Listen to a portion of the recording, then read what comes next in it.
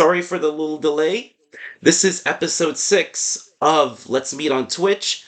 I'm Wild Goldine, or you can call me Dean, and I am the host and moderator of this.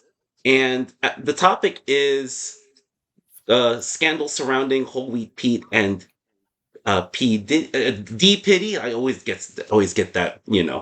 And its effect on the cosplay community. And I have three amazing cosplayers who will join me in talking. So we'll start with down here, Hi. Stardust Megu.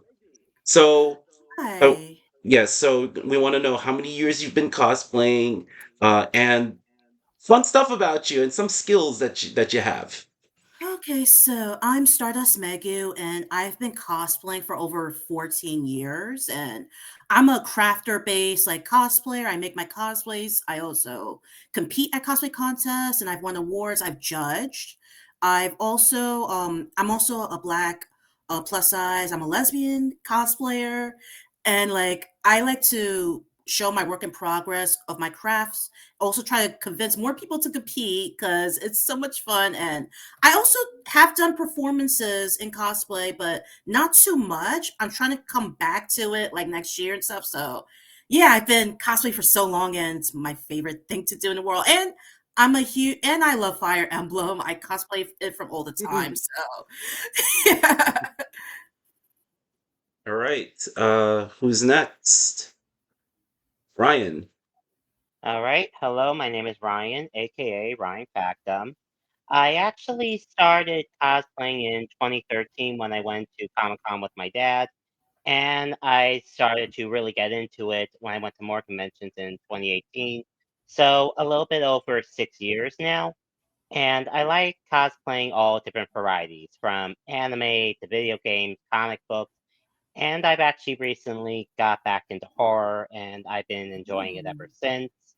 And my favorite thing when it comes to cosplay is just not only having fun, but creating different types of cosplay, especially closet cosplay, which is one of my more affordable and enjoyable things to do. And and that's all I can think of at the top of my head right now. But this is my first Twitch streaming, so thank you for inviting me here, Dean. You're a good guy. Thank you for coming Yeah. here. And last but not least, he's my Twitch mod and returning champion, Dollar Runner. Yay. Yeah. Hi there, guys. My name is Nikki, formerly known as DJ Nikkiism, but I changed my handle to Delaruna because it sounds cool. I've been cosplaying since 2010 for my birthday when I cosplayed L from Death Note. But I Oh. actually got back into the cosplay scene after I moved to New York City in 2018. And it all started when I cosplayed Deku from My Hero Academia for Anime NYC of 2018. And ever since then, I've actually started to get more involved in Instagram. And I also wanted to meet a lot of people, meet some really cool people, and also get some nice stuff that the conventions have. But for the most part, I mostly cosplay from anime and video games. I'm into Hololive nowadays, and most of all, I work out because I want to be able to improve how people view me, not only as a Mm. cosplayer, but also as a person as well. And I Great. do a lot of crafting, but mostly with like props and such, but not so much with the clothing. Not yet, but we'll get there. But other than that, I cosplay because it gives me a lot of joy, and every time people give me compliments, it makes me happy and motivated.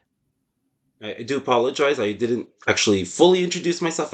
Even though I'm the moderator, I'm also a cosplayer. I've been cosplaying since 2015, Halloween Eve. So I just had my ninth anniversary. So that's great. Woo! Yes, that's Woo! right. Woo!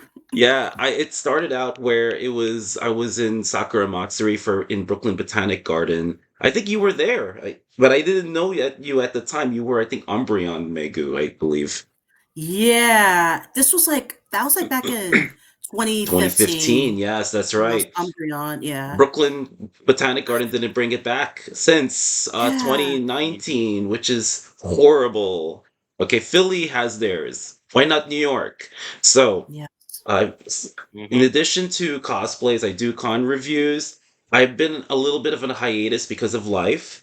I'm also a transit nerd. I will talk a little bit, just a teeny bit about it because I was also canceled. We'll talk a little bit about that one when we when we dive into it. I also talk a little bit money related things, and I'm a pharmacist first, so I have way too many hats. But without further ado, let's do it. So let's take a look at the second screens.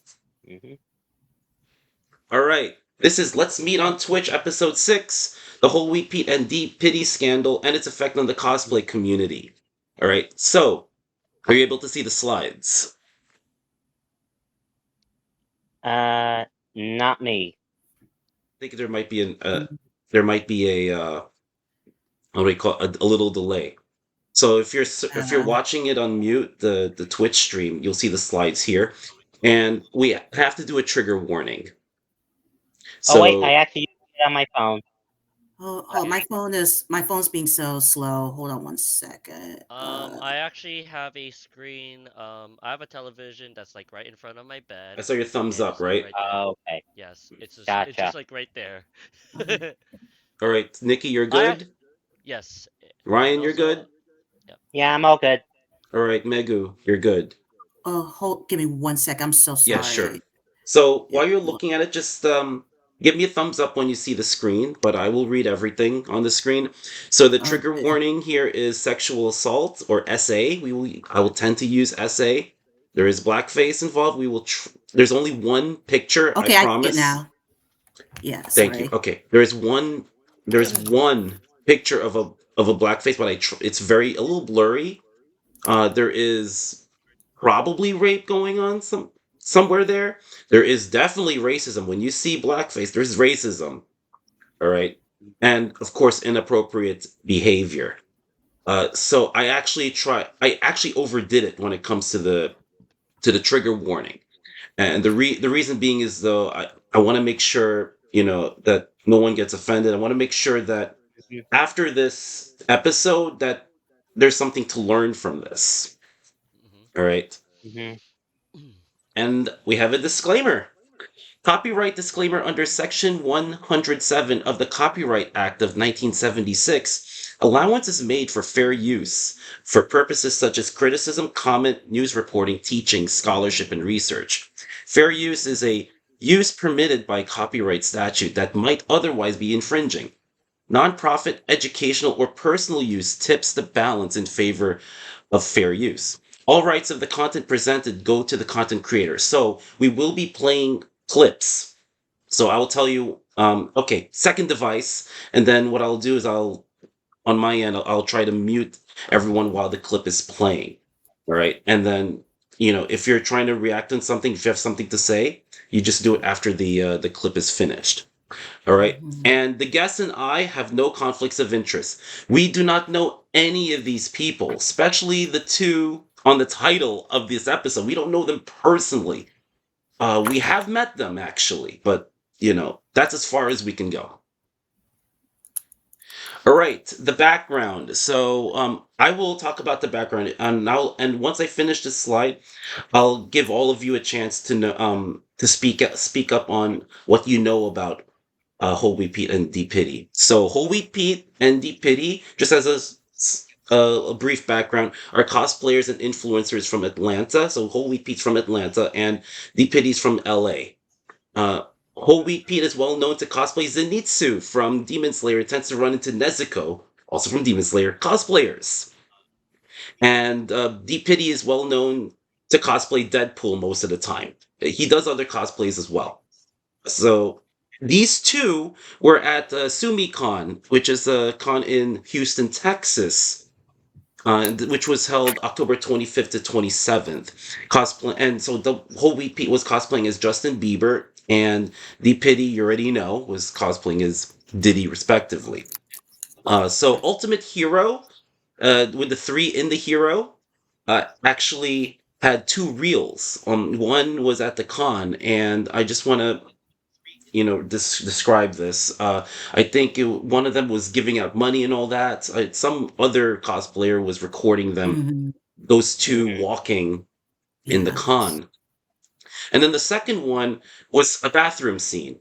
And those, since these two clips are very, very disturbing, I will not play them during this episode. So Respectable. there are two PSAs. I know this is very hard to read. I will read them out loud. So the first one was, I believe, before the incident. And Sumikon on Instagram said, "We would like to remind everyone that despite Sumikon being an 18 plus convention, it's not an excuse to commit public indecency. Sumicon's a private event, so you may wear outfits and cosplays at max lewd capacity. Max lewd capacity in all caps, as long as your nips and bits are covered. Oh, Lord. However, please cover up and not overly expose yourself in public spaces, such as the lobby and parking lot, for the courtesy of Marriott guests who is not part of Sumicon. Failure to cooperate can result to you forfeiting your badge. We want to have an amazing weekend with everyone. Please let's not have an excuse to end it earlier than intended. We thank you for your understanding and cooperation." And then, after in light of this controversy, another PSA Oh. was submitted by Sumikon, and I quote: "Sumikon strives to produce a safe, inclusive, diverse, educational, and entertaining event that celebrates and showcases numerous talented creators across multiple media with a target geared toward mature audiences. In order to maintain inclusivity, we respect freedom of speech and expression. However, we would like to make it clear that our attendees decide to wear and/or cosplay is not representative of our overall values. The staff and board who work tirelessly to ensure our community upholds those values and attendees as a whole. Rest assured, we have and will always take appropriate actions. Thank you." I will say that's very heavy already, and we're only in the Right. few slides. So, Yeah. who wants to start?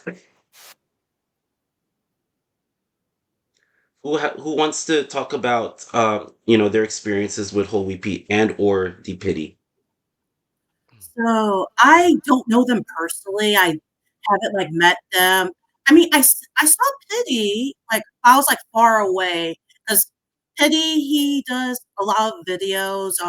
He's been doing it for I think maybe 13 or so years. Like he'll dress up as Deadpool in these skits and like the titles of the videos would be like Deadpool versus whoever like con he was at like I mean, I was in one space, but I was in the background, so I didn't know.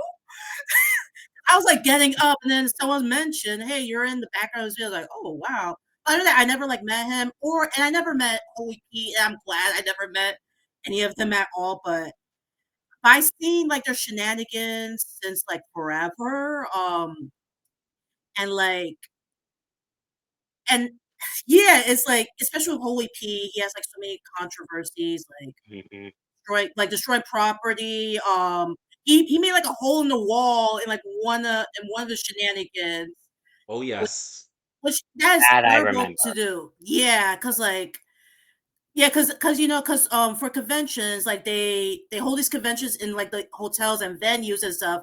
So stuff like this is why like some venues will be like hesitant to like host like conventions and why it needs to Mhm. move. And he also I remember there was another con that happened. I believe it was in Texas that like he was like there was this beautiful area with like a water like a lake like in the building and stuff, and he was like playing in the water like ducking his head and stuff. And because of that, like the next day, the hotel staff cut off that area, so people were upset because he was being a mess. And also, I heard some people wanted to do like cosplay photo shoots there as Hmm. well, and now they cannot Oh. because of him. Because whenever like cosplayers and photographers they plan out their shoots, they always plan out the locations and the mood boards and everything. So now they have to like do another freaking plan and stuff. And like and with Pity, he's been kind of weird, but he doesn't have that many controversies. The only controversy that I know was with like the blackface that it was years ago. There was another cosplayer who was in blackface, and like in the comments he was defending the cosplayer. I remember this. He was defending them, saying along the lines of, "Oh, I don't see anything wrong with it." And I remember people did call him out, but it got kind of buried because a lot of his fans like supported it. It was during that weird time. I think it was like 2016 to like 2020, where like a lot of like white and non-black POC cosplayers will do lots of blackface, and people will condone it.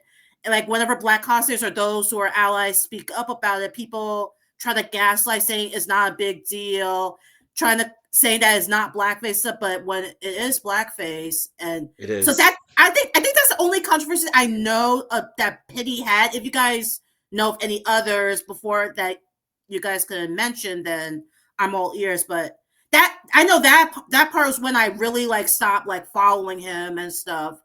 Other than that, I was not like a huge fan of P Diddy. Mhm. I was not. His name is like DPiddy Yeah, because his it's name is okay. like it's Okay, Diddy. take your He was time. named after Diddy. So like I was not a biggest fan of P Diddy. D A pity. pity, but D pity. You can say pity. I mean, I would see, hear them like, oh, I was a little offended, but I was not a major fan. But that part when he was defending, that's when I stopped, really like watching his videos. And Hoey P, I never supported him at all. I see this menace.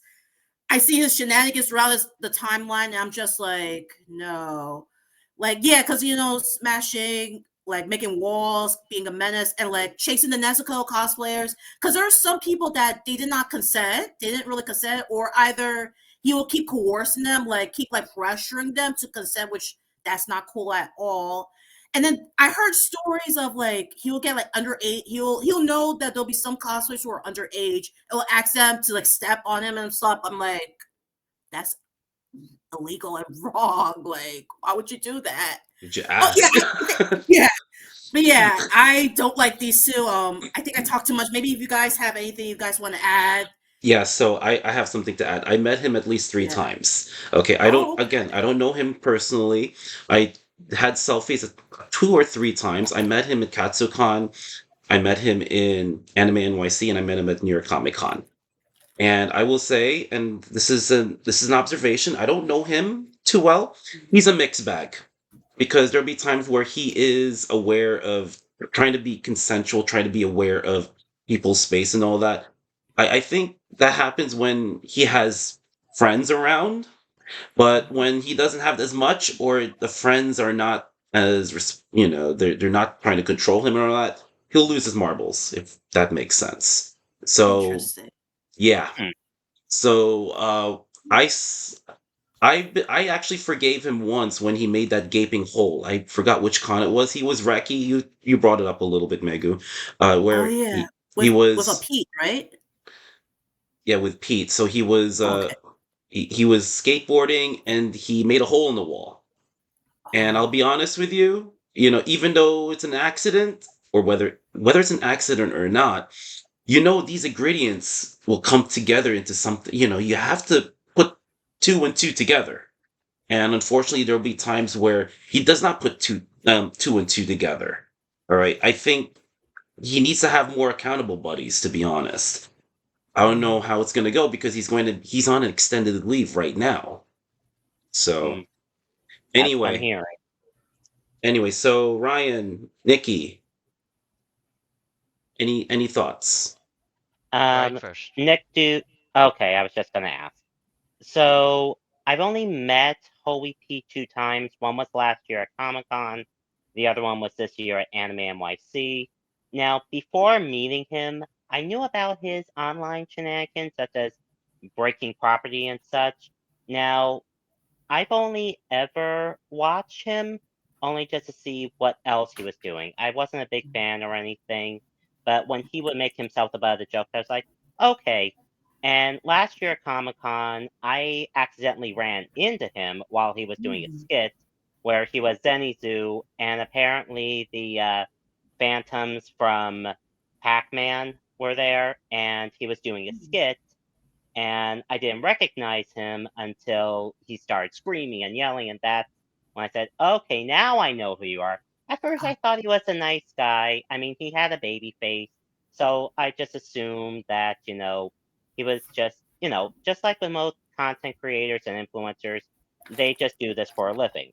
Then this year, when I met him at Anime NYC, my friend who was a big whole We Pete fan, I just followed him in just to see him just loving the person who makes him laugh. But when this whole thing started with the Justin Bieber and the P Diddy stuff, it was like, okay, yeah, no, that can't be right. Then they did the whole bathroom scene where baby oil is being sprayed on him. I was like, mm, okay, yeah, that's someone I can't do. That's That's why I'm not someone putting I the don't video. want to fool. Yeah. I'm So, sorry about I that. mean, for one thing, what I find an issue when it comes to these content creators and influencers, and I've been seeing this a lot online and outside of the internet, they will go to extreme lengths to just get attention, whether it's good or bad, but they don't understand the definition of fame and infamy. Fame is when you actually do or say something that benefits a community or society. Infamy is when you say or do something that actually hurts an entire society. And what they were doing was infamy. And when I saw the apology video, and I'm sorry if I'm jumping mm, ahead here, Okay. I can tell that he really didn't understand it because when you look back at the first apology video, his eyes are shifting from camera to the side, and it's more like his friends told him to apologize. I mean, if you're not actually looking at what you did from a different perspective, that's opening up a whole can of worms. Right. Before I get into Dollar So, Runner, oh, sorry, go ahead. You were saying no, that something, was right? it. Oh, I was about No, to say that there were actually three apologies that whole week Pete mm. did. I yeah, found out actually late last night. So the first one, so second screen again. Here we go. We're gonna get to our get ready. Don't worry, I give you time to get to your second screens. There we go. I have it So by me, don't worry. this is the first one. The first one was only shown to his closest friends, as you can see by the green rectangle with the Hmm. star on it. So first apology was posted on a was on a close friend story. Second apology, we'll go over it. I only have a little clip of it. Was on his feed and was deleted later. I think it was about 2 or 3 minutes long, but Ultimate Heroes actually has the full video of it. And the third apology is on Instagram and YouTube, which we'll get to. Oh wow, it's very the so I'm gonna read the whole thing actually because this Yeah. is it's pretty small All for right. those watching. So here it is, and I quote: "Hey mutuals, I posted some content that showed cosplays of DPiddy and Justin Bieber. And at the time when I posted, I wasn't too informed of the situation. And I know now that I should have done more research into how it impacted others. After having some of my close friends tell me what these videos were, absolutely not in good taste, I immediately removed the post from my channel. I really take into consideration how my friends, fans, and people closest to me feel, and I wanted to ensure that I wasn't hurting anyone at the end of the day. But I understand with the feedback I've received, this is something that I should address and grow from. I want to take this moment as a learning opportunity to not only better myself and protect the community, but to bolster my content to avoid this happening again. I actually did not understand what he meant by to bolster his content to avoid this from happening again. Something's a little shady there. To those that I have wounded deeply as a result of the content, I'm really sorry, and I want to still be that funny, wholesome loaf that you all love to be friends with. At the end of the day, the reason why I choose to make humorous content is to help people overcome the fears of the real world through memes and laughter. I do know that I crossed the line with this, and if anyone wants to have a personal discussion with me, I would be more than happy to talk to you. All right, Now, thoughts. I, Go ahead. okay, sorry for interrupting. I No, you're just want good. to go ahead with this first. When he said, and I quote in that apology, that he was a lovable oaf, that he just does this skit to be funny to escape from the harmful world that we live in, okay, but honestly, I'm not believing it for a second because, for one thing, it's one thing to use others to be funny, it's another thing when you put the joke on yourself. Because if you put the joke on yourself, you're really just doing it to you. You're not doing it to somebody you decide to just grab and say, hey, can you make this content with me so that way we can get some likes and laughs online? I mean, as somebody who supports terrible Chad jokes, and I will tell you, Dean has said mine are cheesy, but honestly, I thought they were more sharp cheddar, really. Yeah. See, that's a terrible dad joke, and that's what I kind of support, and I continue to do it with that. But that's only because it's coming out of me, and I'm not trying to pull somebody into it. So you get where Right. I'm going with this? Yes, I get where you're going. So, Megu, Mhm. thoughts on the first apology that was for the private friends? Well, I don't have much to say other than I don't believe it. I don't think Mhm. it's sincere. Yeah, pretty much similar with like pretty much have the same feeling as what Ryan was saying. But yeah, I don't believe it, and yeah, that's all I gotta say. He's a repeat offender, He unfortunately. is. It's been Mhm. constant over and over. It's like how many more times do you have to do this? Like Or it's like, how many second chances can we give this guy? I exactly. thought a Mhm. second chance. There's this third chance, fourth chance. What's going on here? It's like this like his Mhm. 925,600th chance. Like I know where How you got that much from. more? How much more? Yeah, I'll so tolerate. so before I Mhm. get to you, Nikki, we're gonna talk about I mean later on, I'm just gonna give like a little teaser that we're gonna delve into like, the roots of it because it's not just because whole wheat Pete and the pity is just a I call this a feature. I call this a symptom of a bigger thing. So we're gonna talk about that. Mhm. Anyway, go ahead, Nikki. What's your thoughts on the first Okay, apology? so before anything else, I would like to talk about how I know DPiddy and Hmm. Holy Pete. So let me start with Whole Wheat Pete mainly because I've actually had personal experiences with this dude, and I've mm, also watched his videos, and I watch almost every single video of his, just so that I got like just so like I can be able to like keep myself either busy, or if I need something that I can just laugh at, and I believe he was like that one person that like I kept on watching for some odd reason. I'll have mm, to oddly admit that. I first discovered Holy Pete through a TikTok, and of course it is that one famous TikTok where he was a Nitsu and he was trying to tackle a Nezuko cosplayer. mm, And I think there's been like countless TikToks of his wherein he kept on doing almost like the same thing, but of course he would always like switch it up to different characters. Like in Inosuke, he did Denji and Yuji, and for all sorts of different scenarios and such, different skits, different scenarios, but still going to have that same thing that he is known for, just being a goofball at the conventions that you go to.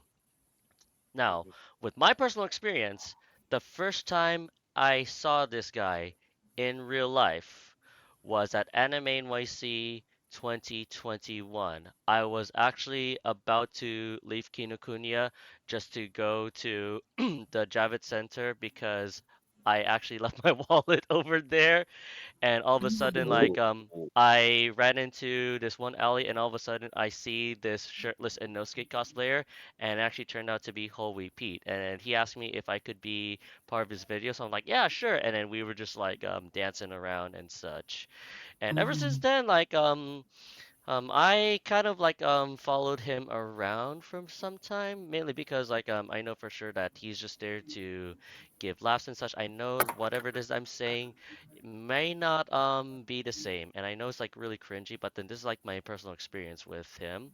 I met him a few times, not just with Anime NYC, but also at Katsucon and Anime Expo 2022, and I was actually one of those Zenitsu cosplayers that was trying to tackle him as Nezuko as part of his 1 million 1 million subscriber milestone.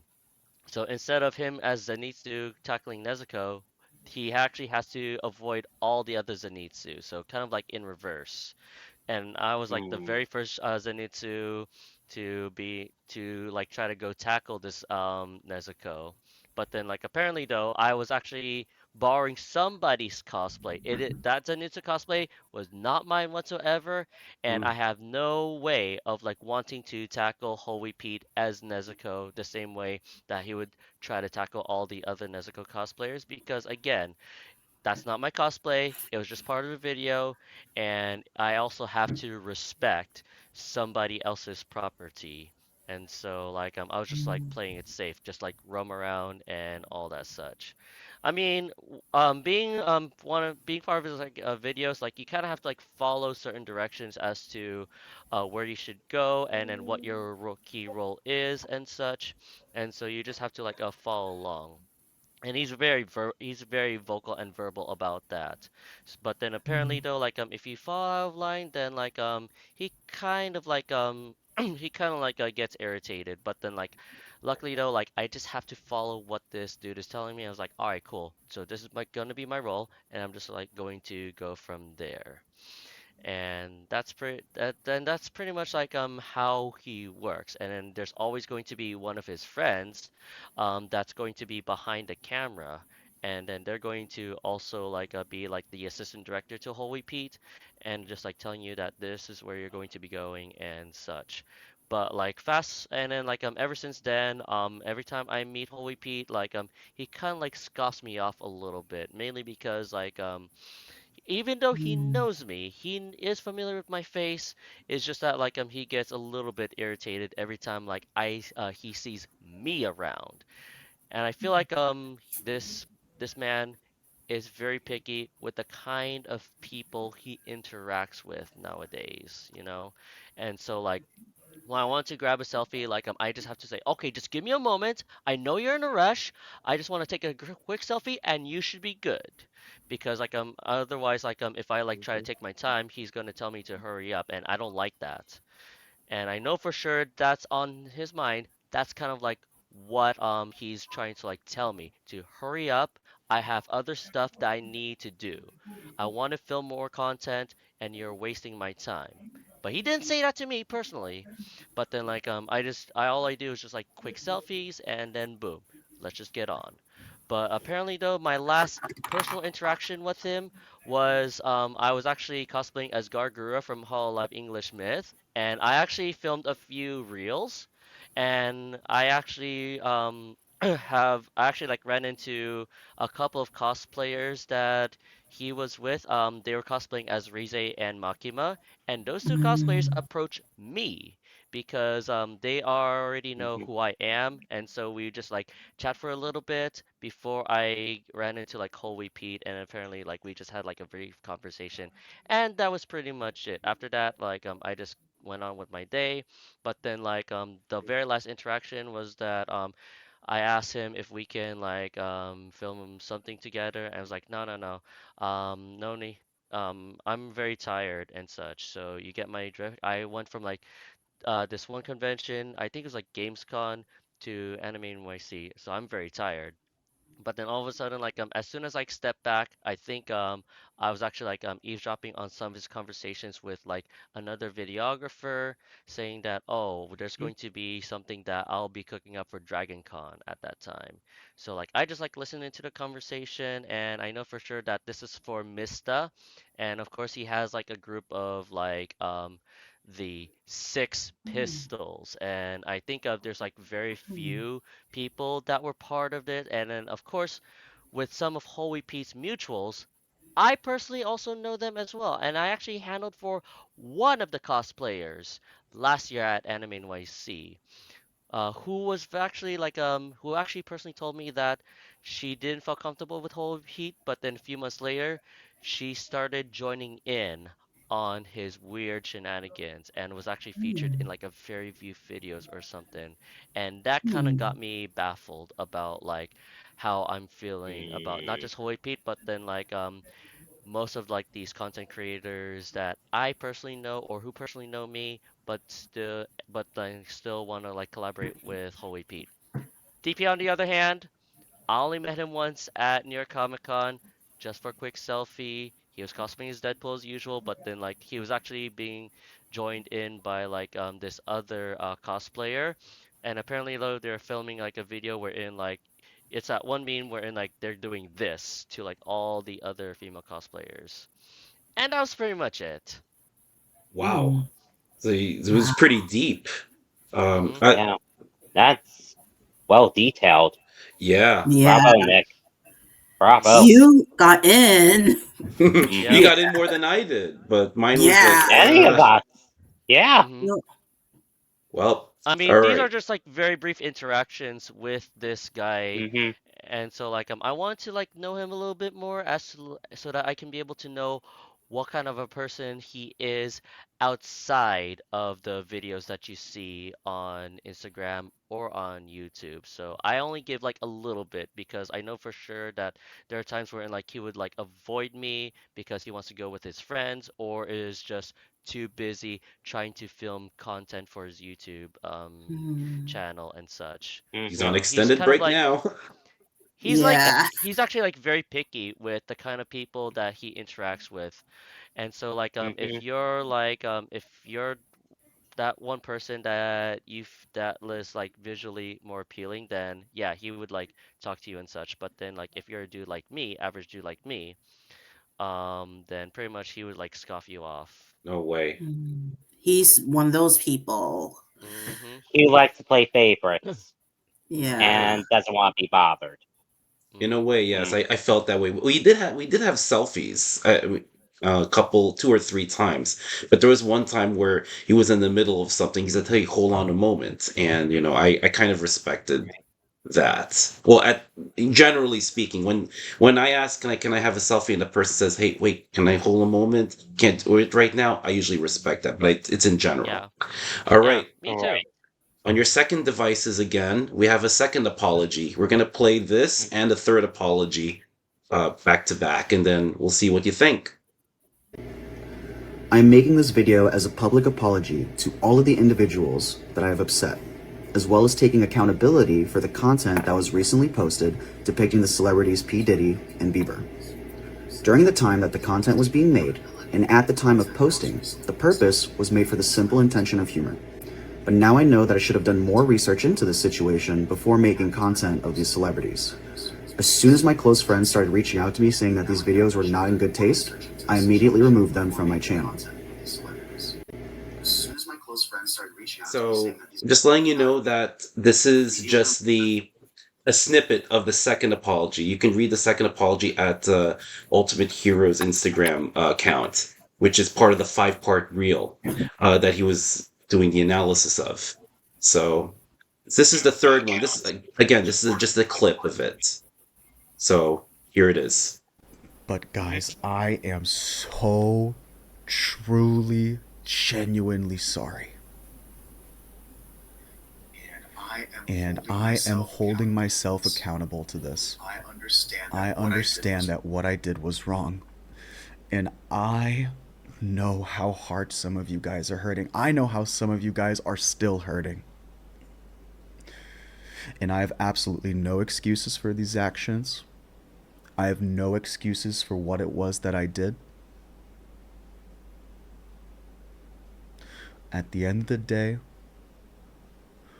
what I chose to do getting into those cosplays and making that content was horrific, unacceptable, and morally wrong. But guys, I am so truly All right. Sorry, I'll unmute everyone. Okay. Sorry Oh for the boy. sorry for the delay, actually. It's Unmute. okay. Nikki, can you hear Yeah. me? I'm trying to unmute, actually. Let's see. That's weird. It's not unmuting. Can you unmute Can you yourself hear from your me? end? I can hear you, Ryan. Okay. Unmute What about yourself. you, Makers? Yeah, I can hear you. Okay, good. Hold on, I'm trying to unmute. Hold on, let me see. Let's see if this works. Oh, Let me add Oh, you. Add to I stage. Okay, Nikki, unmute on your end. Try to unmute. Bow, yay. There bow, we go. bow, yay. Sorry for bow, the bow. technical issues. Not You a are big no It's deal. It's Okay, all longer good. silenced. there we go. Mm-hmm. So I was muting because I wanted to make sure the clip is played. So all right. Oh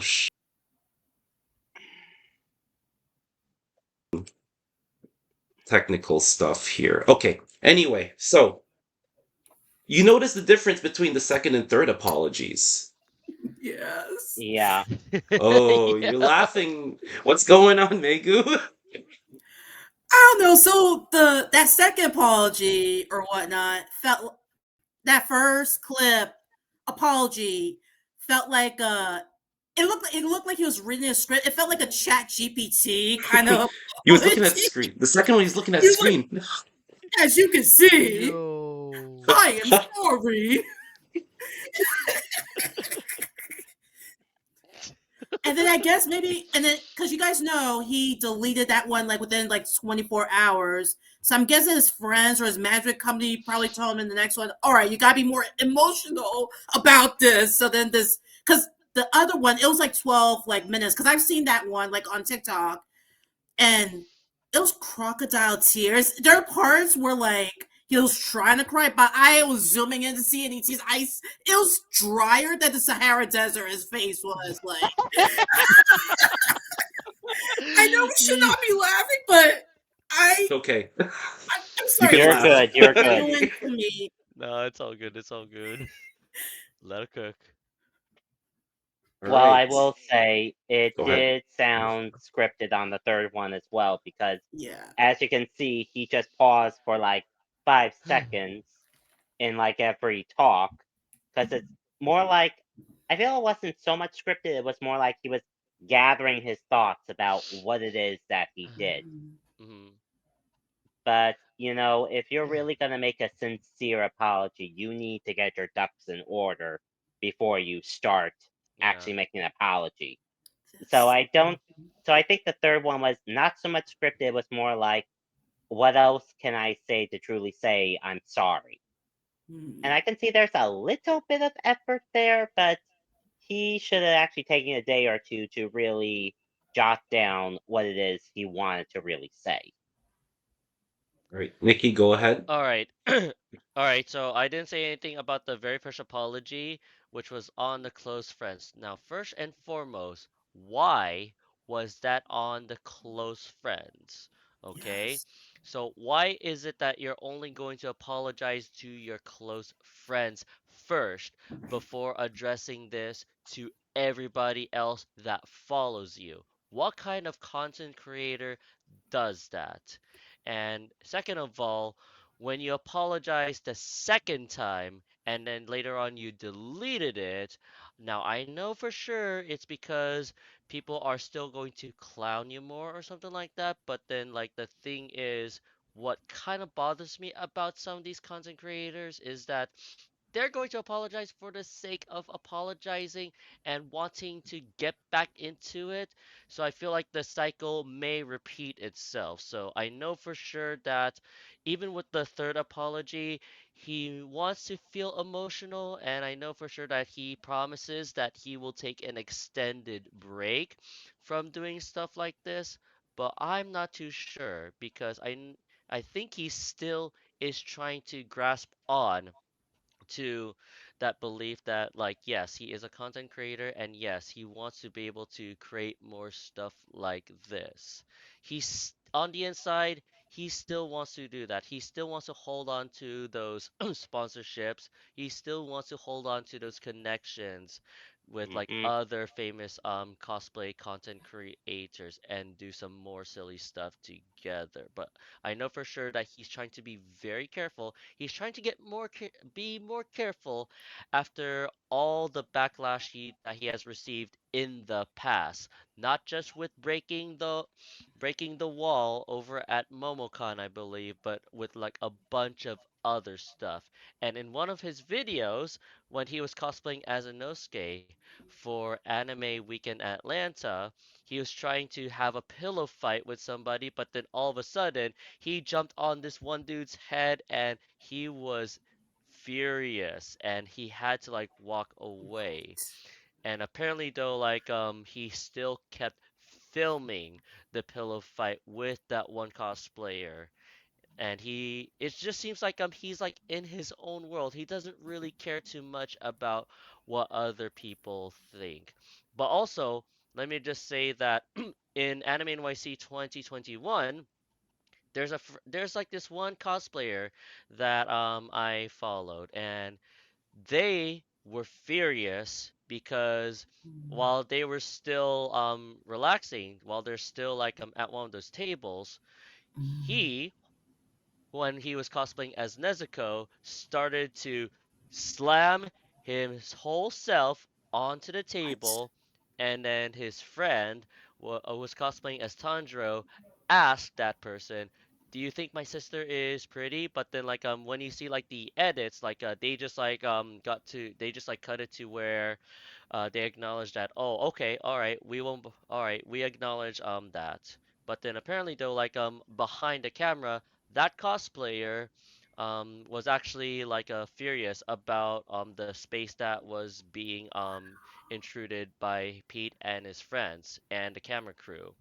And so I feel like they were furious because they invaded their space and they did not get that permission that they should be filming over there or filming without their consent. Like I know for sure that Pete has sort of gotten a little bit better with that, but then the thing is, it's still going to be the same cringy stuff that we see on YouTube, and the quality, it kind of like dipped down a little bit, especially that he knows that he's getting a lot more backlash because of the incidents from the past. So honestly though, with all those three apologies, like no matter how many times you try to apologize, I really do not think there is any sort of forgiveness knowing that there's so many atrocities that Pete has committed in the past, not just with the Diddy and Justin Bieber thing at SumiCon last Mhm. weekend, but with everything else. So it's all coming back to haunt him. I want to Well, add. Oh, go ahead. Go ahead, Ryan. yeah, I actually wanted to add on to what Nick was saying about Hmm. what Holy Pete did in the past. Now, this was actually a different cosplayer that I knew from years ago when I met her during the pandemic. And then 2 years later, as we were always talking just on the internet, and sometimes if we encounter each other at cons, but in KatsuCon 2022, when cons were actually coming back, and this was my first time going to KatsuCon, she was Mm, actually there too. She actually made a video over the weekend because apparently people were getting upset that, cons were coming back. Why aren't people taking more precautions about COVID and taking the shot? And I understand that. And even I got vaccinated myself at least 3 times. So, but that was really for more my parents' protection because they're in their 60s and I didn't want them to get sick. But anyway, getting back to this, um, apparently she decided to answer those comments via video, and apparently it got spun around in this way, saying that she doesn't care that COVID is, still out there. We're going to still do what we do. But, mm, I wish she did not do that, only because you could just either delete the comments, ignore them, or say, you know, even though we're going to conventions, we're doing our best to protect ourselves our community and other people. Instead, it just spun around in this whole frou-hoo-ha. And apparently, when she was making an apology online, it was only because she lost 1,000 plus followers. And Mm. to me, that's just a very bad reason to make an apology because you lost these many people, myself included, really. Mhm. Yeah, Holy Yeah, Pete like lost 7,000. Oh, go ahead, Wow, I Maggie. didn't know Sorry. that. Oh, yeah, they just like a lot of these popular cosplayers and influencers, like when they do something, horrendous and stuff, people call them out. Like people like they make these apologies because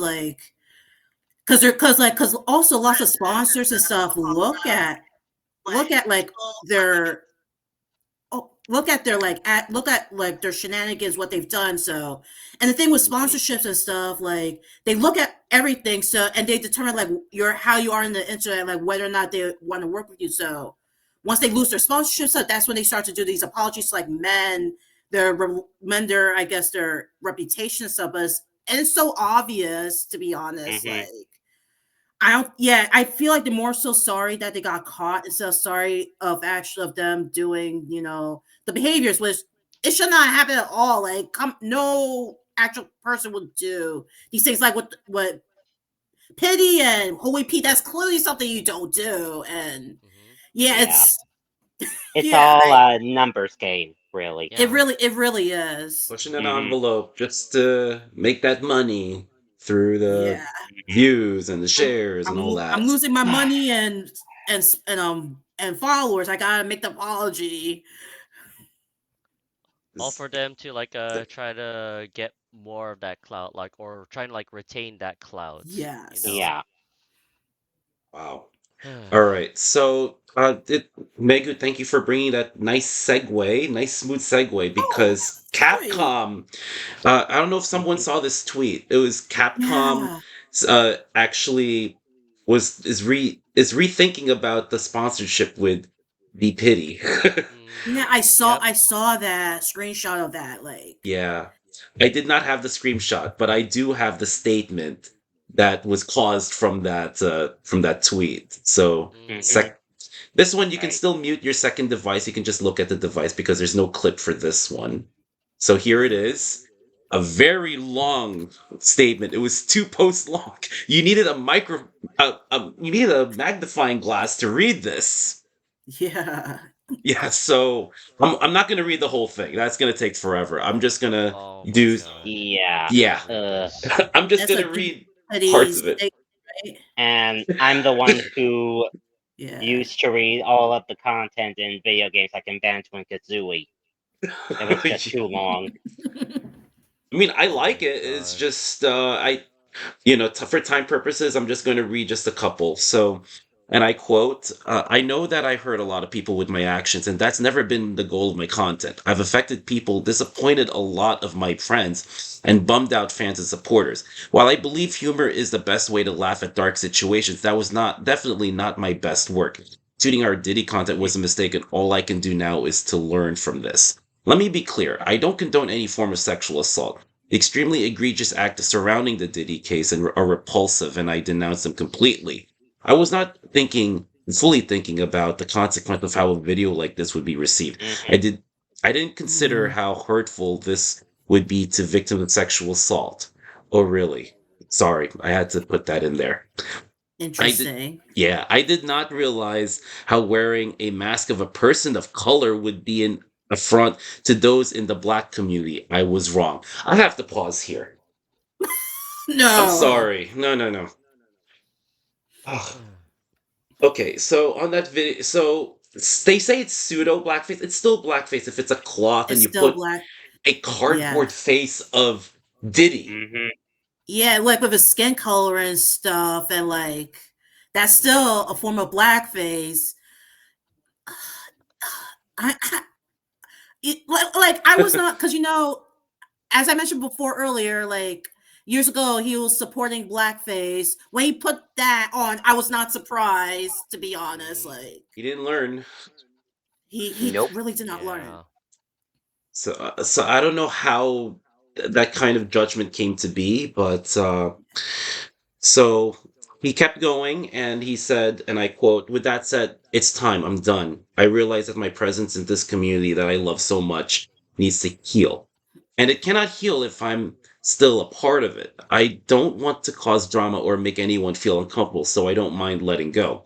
This doesn't remove all the good times I had with everyone, the memories and the friendships. Again, I'm so sorry that I disappointed everyone. Lastly, and this is the last one, lastly, while I expect to be treated very differently after all of this, I'm going to continue to conduct myself as I always have, with kindness, love, and respect. I'll seek to improve and learn from my mistakes. Thank you for for the support for so many years. I am really going to miss you, and it was an honor and privilege to have provided so many with entertainment and laughter. Be good to one another. Farewell." Before I let you guys speak, I'm going to tell you what I think. So for the you notice you don't see an actual face for Pity, right? Mm-mm. The closest you'll see is when he's cosplaying Kakashi and you'll see his eyes. Mm-mm. So the question I'm gonna ask is, do you think he's done for good? Do you think Pity is done for good? What do you think? Anyone can start. Well, if I can just start for just a moment, because for two reasons. One, I actually didn't know about DPiddy or whoever he is All right. because this was my first time hearing about him because of the whole We Pete scandal. Mm-hmm. Now, number two, his apology did sound a little bit sincere, but at the same time, I get this sort of like suicide note is what I'm feeling right now Hmm. Mm. because it makes it sound like because when he said that he wants to exit out of the cosplay community, it feels like he just doesn't want to do it anymore. And this is on a whole other different reason because this is on him, what he's saying. And I almost felt like he's just killing off his own passion for cosplay, is what I feel like, really. Mm-hmm. I didn't even look at it that way, and I feel Yeah. apologetic about it. I thought he was going to come back since he has the mask, but of course not right away. I thought he was going to come back maybe eventually, but maybe a different mask and different cosplay. But I didn't really see it that way. Wow, Well, I'm only saying suicidal, not that he's gonna kill himself. I'm only just saying it because that's what I'm kind of feeling like he just wants to kill his passion for cosplay and move on to something else. I Mm-hmm. see. I So, any mean, thoughts? Anyone else anything you want to add, Nikki and um, Megu? Megu first. Like I don't know. Like because not many people know what he actually looks like. Because I heard Hmm. he's Asian, but we don't like know what Mhm. he looks like. He could easily like come back in like a new Hmm. identity or something. So That. and no one will know. So Hmm. I so it I mean I prefer if he's not a part of this community anymore because of all of this, but he could easily like come back and no one will know that's it because that's a mystery about him because he always wears his Deadpool cosplays which Mm-hmm. covers his face or he wears a Mhm. mask and stuff, so no Mm. one knows like what he looks like. So that's I'm very concerned that he will still be a part of the community, but maybe with his real face. But we will, but then people won't know. Oh, that was Pity and stuff. So I'm A like, different Yeah, name. You because never know. like I he can said, use he can I use a different name like Steve or something. I don't know. Yeah. Like, yeah, I mean, like I said, this was just my first time hearing about him because of the yeah. whole We Oh Pete yeah. thing. Yeah, and I can actually understand where you're going with this, Megu, because me and Dean had a friend over a year Mm. ago who actually went off bonkers crazy because he was actually getting high at a convention, and we tried to intervene with him, What? but it turns out he was just in his own, you know, troubled mindset, and Honestly, we Oh. just wanted him to get better, but then Mm. he went on a tirade and live streamed it on Instagram. I felt so hurt. I did not want to speak to him again. Mm. Oof. Kind of self-destructed, to be honest. So Yeah. Yeah, he should I say the con? I don't know. Yeah, go ahead. Zenkai Con, yeah. so we were there, and we were having a good time.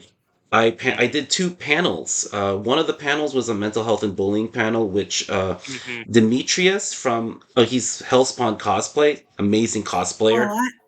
yeah, I heard of Yeah, he them. joined he mhm, joined me through a friend, and so he was a big fan of Hellspawn cosplay, and he was so mhm, excited. And then when he was able to get on the microphone, so there's this part where I gave everyone a chance to speak at the panel because of the mental health and bullying. I wanted the panel to be a safe space for everyone to express themselves. He was crying, and I thought he kind of humbled himself, but for some reason he relapsed, and he was smoking pot and behind our Well, backs. he What? wasn't What? smoking pot. He Oh, was sorry. actually vaping. Oh, And the vaping. thing Sorry, is, vaping. you Oh, yeah, see, yeah. when it comes to the chemicals in vaping, even though they'll say non-addictive, this is non-nicotine, it'll still have those traces of the Yeah. chemicals in there because otherwise they're just puffing smoke. I should know But that because Yeah, yeah, you know this. if the and Yeah. plus companies if he the companies was don't make it too addicting, they wouldn't be making a lot of money. he was also on other medications, so the medications mixed with the What vaping Oh the just yeah, that's a really, disaster. yeah, disaster in no? his brain. I Oh see no. it. And he Mhm. was all over the Yeah. place. He was slurring his voice. He was talking. He was doing word salad basically. Oh Yeah. So no. I mean, unfortunately, I even blocked him. though, well, we both did. And Dean, for the record, even though we don't talk to him anymore, I just really hope he's doing a whole lot better. I And if agree. he wants Mm. to actually reach out to us or see us at a convention, I mean, I'll welcome him back. But if he misbehaves again, Yeah. Mm. Oh, we did it at the same Yep. time. Wow, mhm, that's funny. Alrighty. yep, Okay. So wow, that Alright. that that is from heavy stuff right there. So we're gonna it is. Hold segue. on a second. I'm on the phone because I have to make sure I am following that agenda that I gave all of you. I Right. Nikki, do you have anything you want to add Yes. to Oh the yeah, that's right. Yes, conversation? Sorry, go please. ahead. I think yes, Yeah, it's my Go Thanks for ahead. letting turn. me know. It's my turn. I draw a Mhm, card, and this is what I'm going to play. So when I read like Diddy's Pity's statement, like I know for sure that same with Holy Pete's, there's like a lot that like Pity is guilty of, and it's not just when mhm, he cosplayed that hip hop mogul just for laughs, but there's like a lot of things that he has done in the past that he's been doing for over 13 years or so just for content, and he's just like Holy Pete in some sense. And seeing Mhm. that like he's like and seeing that like he always loves to cosplay Deadpool. Like when I actually saw that guy over at near Comic Con, like I still don't know what he actually looks like. But then some people Yeah. say that yes, mhm, he is Filipino, just like myself and Dean. But then like the closest I've seen with him was like with Deadpool, but with just like those eye holes that were like piercing through. So like he didn't have like those magnet eyes that like Spider-Man or Deadpool cosplayers use, just so they can have like that comic book accurate thing. That's actually pretty cool, by the way.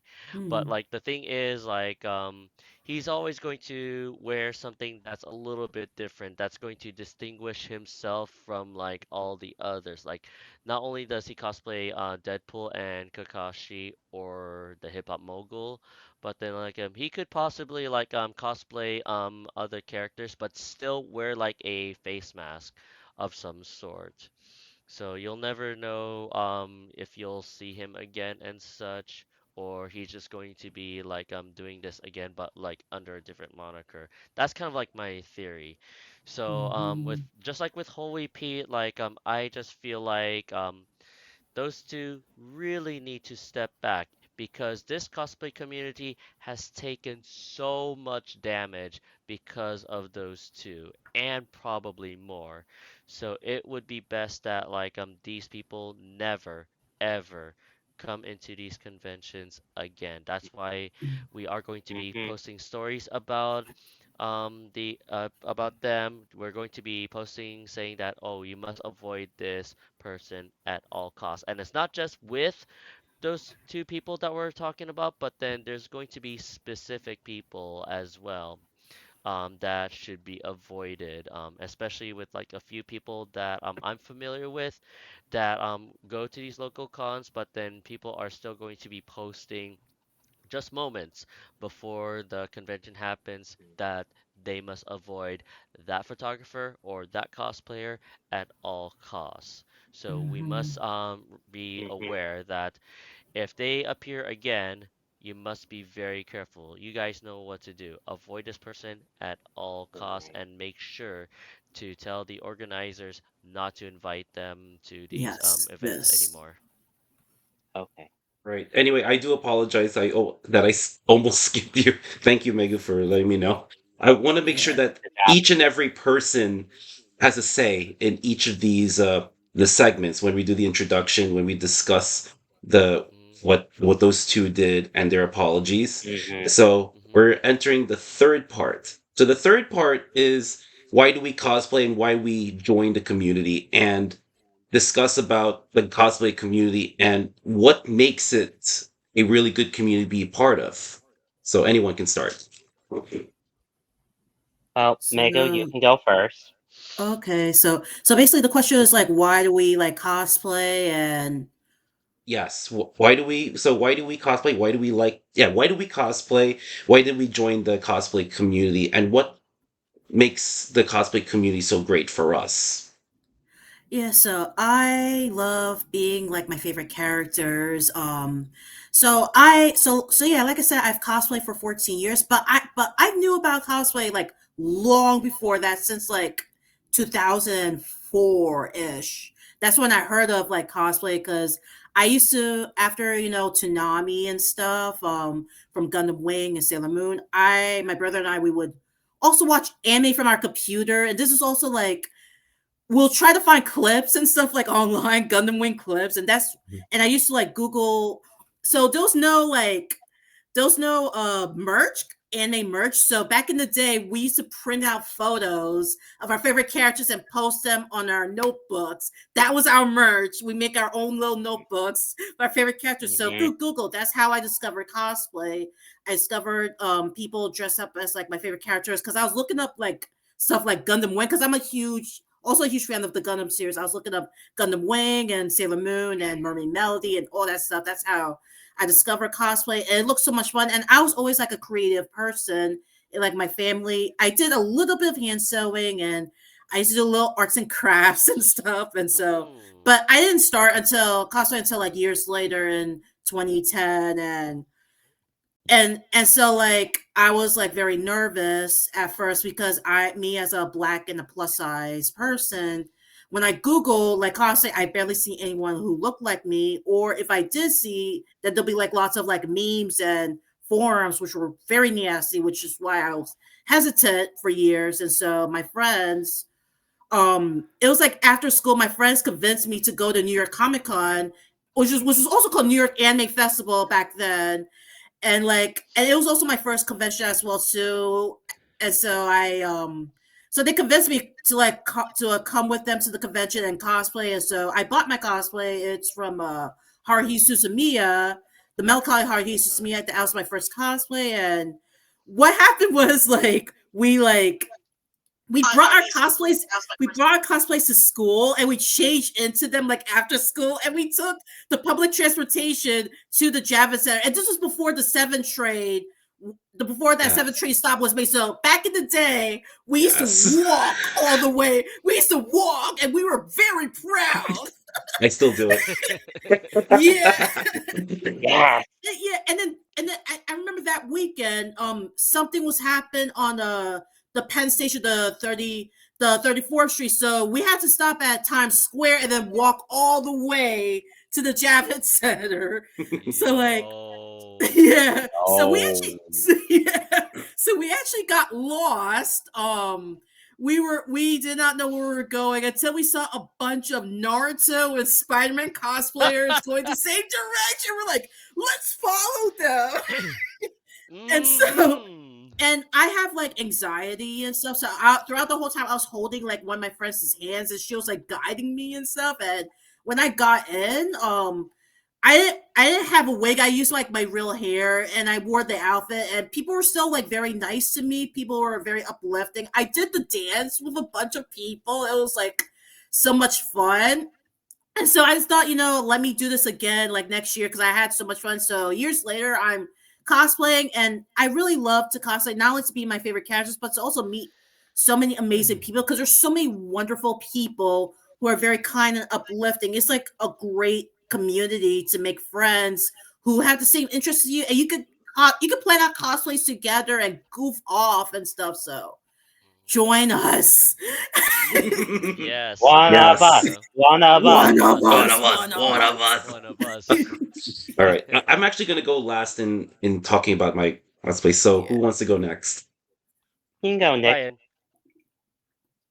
You can go, bud. me? Okay, Yes. Yes. Yeah, feel free. Floor's alrighty, yours. Mm-hmm. so Yeah. I'm gonna trace it back to 2009. So apparently this was like the very last year of my high school, and we just got done with a school event. But then all of a sudden, I see a bunch of people dressed up as anime characters, and I followed them. So it kind of felt like this. What? Okay, it kind of felt like Alice in Wonderland, where it like Alice was like really curious about where this rabbit is going and why he is late. But then as soon as the rabbit goes down the hole, so did Alice because of her sheer curiosity. And that's what happened to me in 2009. So I followed a bunch of people dressed up as anime characters, and then all of a sudden I was actually let into this room. I don't know anybody, but then apparently though I kind of got interested in what they were doing, and I know for sure some of them Mhm. actually became nice, and that's pretty much like what sparked my interest in cosplay. So shout outs to CD Otaku, back at Kagen CD Otaku.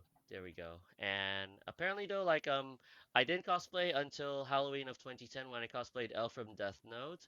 Ooh. And pretty Ooh. much my very first cosplay at a convention was Kisame from Naruto Shippuden. But then Oh, when I actually nice. made the cosplay, it was actually super heavy because it was like using Oh. cardboard, and I just wrapped around some some surgical tape, and then I was just using an old handle that came from a bed frame, and this thing was Oh. super heavy. Oh wow. But also when I went back to college, of course I wanted to see those people again, and when I went back, of course I still want to hang out with them. I still want to get to know them a little bit more, but at the same time I know for sure that some of these cosplayers actually got me into foam crafting because I actually had a friend that actually competed in this cosplay contest because that was a thing back in the Philippines, is that you would go to these malls, there are these cosplay events, but then most of them are for contests. But of course you could still cosplay just for fun, and that's still a thing. Mm. That's still totally acceptable, and that's one of the reasons why I want to cosplay, just for fun and just to meet new people. But then those people, they just went ham sauce with the cosplay with the cosplay builds that they do. And I think one of them won because he was cosplaying from Warhammer 40K for the Emperor. Oh my gosh. But yes, I actually got interested in prop making and armor prop making, but then it actually got to the point where I actually want to make more of those. But then nowadays people are so into 3D printing, But then for me, like I'm also hearing like both sides. Like 3D printing, it looks good, but there are moments where in the 3D printer kind of like gets messed up, and you actually have to like Yeah. start all over again and wait so many hours for that Yes. specific prop to like print properly. But like I don't have a 3D printer myself, so I'm still going to craft with my own hands with EVA foam to paint it because in high school, after I graduated from the high school in the Philippines, I went to painting class and it gave me the basics of painting. And so I love painting, but it actually got to the point where like I started painting my own props.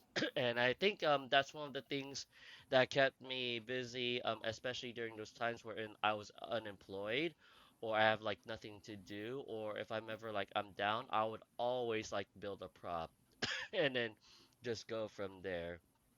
And it actually gives me a lot of joy that like making these props, even though they're different from like how people are making it, but then like when you take a look at some of my cosplay props, you can tell that like it is not perfect, but then it is a work of honesty Mhm. because with like other people, of course they're going to make it better, but then it's just that like for me like I just like kept it simple. I show you how I make it. It is a work of honesty rather than like saying that, oh, somebody else made this, and so like I don't want to. And then so like like for example, with like this one cosplay prop maker, who actually like made these like gauntlets for Signa from Genshin Impact, it was amazing. But then again, like if you're going to post content wherein like it featured a prop, it's either if you make it, then you of course like you're going to admit that you made it. But then like if you're going to Mhm. feature somebody's prop, of course you have to give them credit. So if I'm going to be borrowing Right. somebody's like Nikkei gun, for example, of course I have to mention that person because that they own that prop, not me, Hmm. but them. Mhm. Because like I don't want people to assume that oh I made the gun or oh I'm actually holding it. But then again, it's always about the Mhm. credit and also the respect for the most part. But anyways, Right. sorry, I do apologize. I don't know why I'm starting to cough, but It's the again, weather. still It's continue. been going, yeah. Yeah, Yeah, but the anyways, weather's weird. So yep. can I But pass it to anyways, Ryan or? oh no, no, not yet, not yet, Oh, not okay, yet. okay, right. So again, like I cosplay because it's for fun, and of course I want to be able to meet so many people, and so many people that I've met, Mhm. I have done in the past 6 years. Ever since Anime NYC, I met all you guys, and of course I met a bunch of other people who are Mhm. also like TikTok famous or they're like content creators or they're pretty and such. And some of them I have to admit that I have a crush on. But then again, like we just became friends, and then we'll see where we go from there. That is all. All right, sorry about that. Okay. Yeah, I just want to make sure everyone gets a say. All right, Ryan, go ahead before I talk about mine. Okay, so as I said before in my intro, I actually started cosplaying in 2013 as the yellow guy from Sin City. His actual name starts with a B, but it's also a curse word, so I'm respecting that. Hmm. Okay. All right, but I actually got into cosplay more as I went to Comic-Con every year. But in 2017, I went down to Atlanta, Georgia with my dad because there was a Walking Dead convention, and I went as Negan from The Walking Dead. And then it Mm. started making me think, why don't I go to more conventions outside of Comic-Con? So I went to more comic book conventions, then I started with anime, and my first anime convention was actually Anime Next in 2019. And then when the pandemic hit, I started to cosplay from home, which we all can agree we all did. We did Yes. convention from home, con home, whatever you want to call it. And I started to craft my cosplaying skills in terms of classic cosplay and also just trying to see what other category I could do. Like, for example, my first comic book cosplay was the Joker. My first science fiction one was Darth Vader. And then I did Jane Yugi for my first anime cosplay. And I also did a gender bend cosplay of Black Canary from DC Comics. And I also did the Violator from Spawn as my first horror cosplay. So I like to be diverse in my cosplay because because even though anime is fun and all, I did get bored with it a bit. So I went to other conventions that had different themes, and I Mhm. just really enjoyed it. As Saitama said from One Punch Man, he's a hero for fun. I'm a cosplayer for fun. We're all cosplaying for fun, and that's what I always emphasize. And I also met so many incredible people like all of you, and there was more to other conventions besides Comic Con outside in New York, and I've just been enjoying it. And despite how there are some people out there who give cosplayers a bad rep, I just brushed it off because I said, well, there are two things I said. One, they're not in my life, so why do I even bother? And two, they're shooting themselves in the foot, so it doesn't matter to me, really. All right. And that's it. So this is my experience. I've been wanting to cosplay since I was in high school. So it's around Hmm. 2002, early 2000, 2002, 2006, but education is always number one. So I prioritize that. So I graduated high school number 8 with honors because that's what I wanted to focus on. And then during high school and during college, I was watching Toonami. Since Hmm. 1998, I had this thing called morning lineup or leisure time. You know those Saturday morning cartoons? Yes, Yes. I miss those. Yeah. It helped me be consistent and to keep up. That was way before Crunchyroll, well, the streaming Yeah. services. Hmm. Funimation was Before all there. that. Funimation was Hmm. still there, but they didn't Yeah. have their own streaming. I remember there was Hmm. Toonami Jetstream. That was one of the first things, but it wasn't as Yes. good. I feel Oh yeah, I old. remember that. I know. I remember Tsunami Jetstream. Yeah, they We didn't show all all the do. episodes. They didn't show all the episodes. I was pissed, but Nah, they did oh, not. man, I don't know Hmm. if Twitch's gonna be. Oh, it came out. I was really mad. I meant to say. Oops. Anyway, so I'm human. It happens. Uh-oh. Don't ban me, Twitch, please. Please don't. Okay. You're So forgiven. thank you. All right. And then in Hmm. college, I don't know how people who go to college they have time to go to cons. No offense. I had no time to go to cons when I was in college. I was studying, studying, studying. And but Same with me. I had leisure time. I had the Saturday morning cartoons on. It was at the time Fox Kids, and then went to Fox Box. Yes, Fox It Kids and the Fox, was Yes. yo, the Fox. Well, I the know Fox this. Box. Yes. Yes, the four Yes. kids. Don't worry. You can Oh you my God, can four you can chime kids. in. You can chime in while I Yes. explain. It's okay. You Yes. gotta you Because gotta I let out. know Yeah, this. you gotta let it out. And then there was Kids WB, and then all of a sudden, four kids Yes. ate, like Yes. monopolize it and called it the CW Four Kids, and Yes. then they Yes. got rid of the Four Kids TV, and they made that into Vortex, and they made into Yes. Toonzai, and Yes, like they all did. these, Yes. and I don't know where it went. And It's just so it's nothing now. it's Like like there's no blah. Saturday morning Yeah. cartoons anymore. At the time, No. I had the morning edition of my leisure time and the evening edition. The evening edition was Toonami, and I'll watch all these different anime, and I would still watch my Toonami at my Toonami shows at when I'm studying, like Naruto, Bleach. Uh, Mm-hmm. at the time, Demon Slayer didn't come out yet, but I was watching No. SAO the first No. season. I saw the first season of Attack on Titan. All those things, all those different anime. Hmm. Oh, it was amazing. That helped me become consistent because now anime is much easier to watch now. Now the young ones don't Yes. even Hmm. realize how much we have to make an effort to watch to get these animes. Okay, my one of my I agree. cousins had two VCRs back in the late 90s, early 2000s. So he would go to a library, the Queens Public Library, one of those, get the tapes, put one tape on the VCR, have the video like the TV play it, and then use a second VCR, puts a blank tape and records it.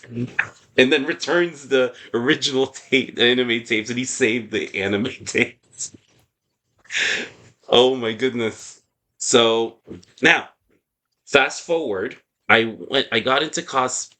Oh, sorry. You can hear me, right? Yes. Okay. So Yes, we can. I don't know. I just heard some silence. I'm like, uh-oh, I don't want any technical issues. So fast forward, I went to Sakura Matsuri just to see the cherry blossoms. I see people cosplaying. And it was 2015. That's when I said, you know what, I'm gonna start cosplaying. So I started cosplaying Halloween Eve 2015 after work. And in 2016, that's when I got into the cosplay community because I started being friends with other cosplayers, starting on it's called not Holiday Matsuri, it's Sakura Matsuri in Brooklyn, 2016. That's when I became Minato, the fourth Hokage, and I met other cosplayers. And I went to Anime Next. That was my first anime convention. My first convention, if you want to call it a convention, was the Sakura Matsuri one. And then I went to New York Comic Con that year, only Sunday though. And then after that, I just, I mainly buy my cosplays, okay? But I'm more of that information kind of guy where I'm a public transit person, I'm the con reviewer, I'm the one where I help people try to navigate cons. So I'm more of the information person. That's why you see me do panels on that. Hmm. So Right. that's how I got into the cosplay community. And the reason why we're still staying in the cosplay community is because it has saved my life. Basically, it's one of the many things that saved my life. It's because it was a way for me to get away from the stresses of real life, and it helped me cope and helped me build my social skills. As an autistic, it's not easy to communicate. So having people with similar interests helped improve my confidence in speaking with people. So now we're going to do a little segue. So we talk about why we cosplay, why we're in the cosplay community. We talk about a little bit about the cosplay community. Now we're going to go into the issues plaguing the cosplay community. I actually have one clip that I'm gonna we're gonna go to. So here, go to your second devices, and this is not a clip from Whole Wheat Pete or DPiddy. So this is actually from New York Comic Con. So let's watch this. TikTokers? Okay. Go away, please. He was really uncomfortable. You have to walk away now. Please leave us alone. I don't want to be a part of this. Why are you tweaking? There is no reason to tweak. Damn, bro, wasn't that serious?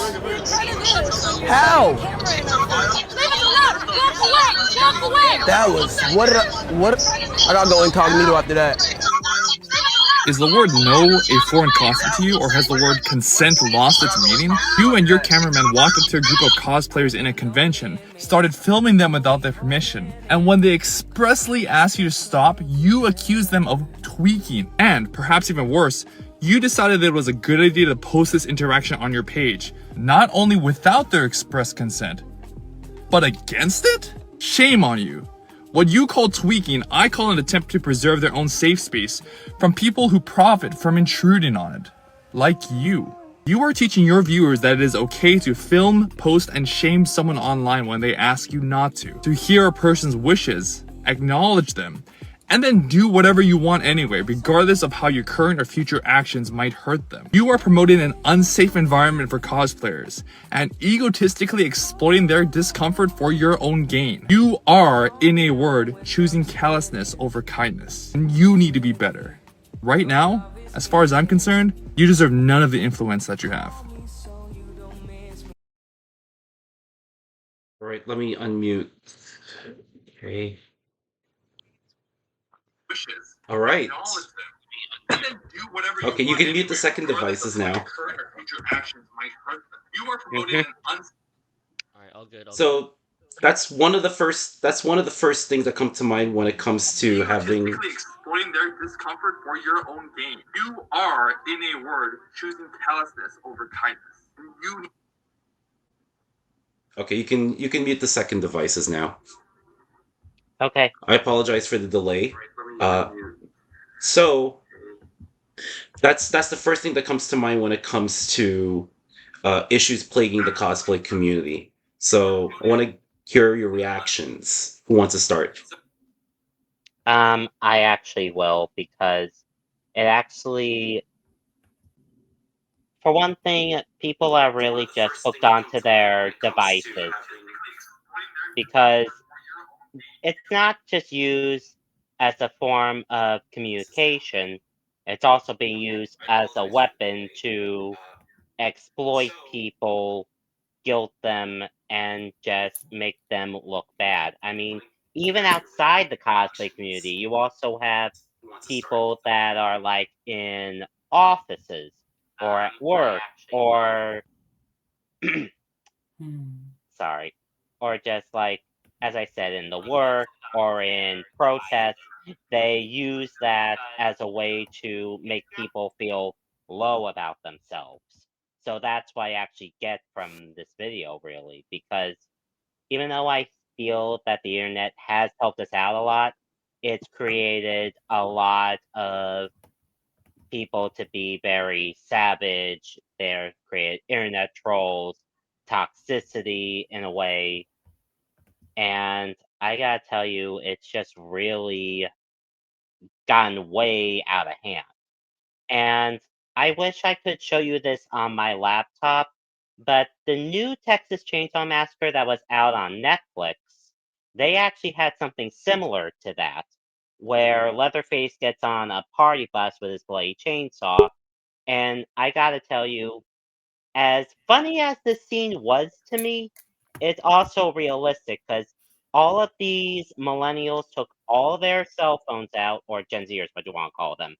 They start recording him and said, "Do anything and you get canceled, bro." And I just spit out my soda saying, yeah, I'm pretty sure the serial killer with a skin mask and a blade chainsaw is worried about being canceled. This is what it is when people are just too hooked onto their devices. All right, who wants to chime in next?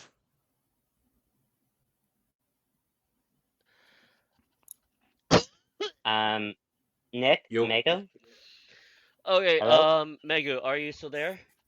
Yeah, I'm here. I'm sorry. I had like audio issues. Yeah. Can you guys hear me? Yeah, you're Yeah, you're Yeah, we good. can hear You're you. good. Okay, You're Mhm. good. You're good. Yeah, because my All right. my headset like died and stuff. So I'm Oh. like, Okay. yeah, Okay, so you're good now, right?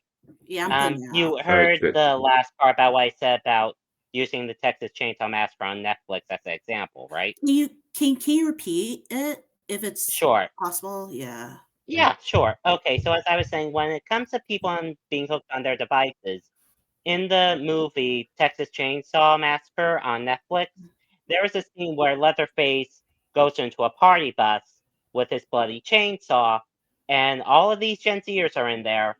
They whip out their phones, start recording him, and said, "Do anything and you get canceled, bro." That's when I spit out my soda and I said, "Yeah, I'm sure the serial killer with a skin mask and a bloody chainsaw is worried about being canceled." Yeah. And this is why I'm emphasizing about how people are just too attached to their cell phones. Well, that's You get where I'm that's going with one this? issue. Yeah. Yes, Yeah. a major issue. All right, who's next to chime in? I'll be the Mhm. last to chime in on Yep. this one. Yeah. All right. Any- Guys, I'm gonna be right back. Megu, you can go ahead. Yeah. All right. I'm going to be honest because I had audio issues, so I was not able to fully like watch the video I can with you replay guys. it if you want. I can replay. Yeah, if it's yeah. Mhm. Yeah, I can replay it. Here it Yeah, thank is. Yeah. you.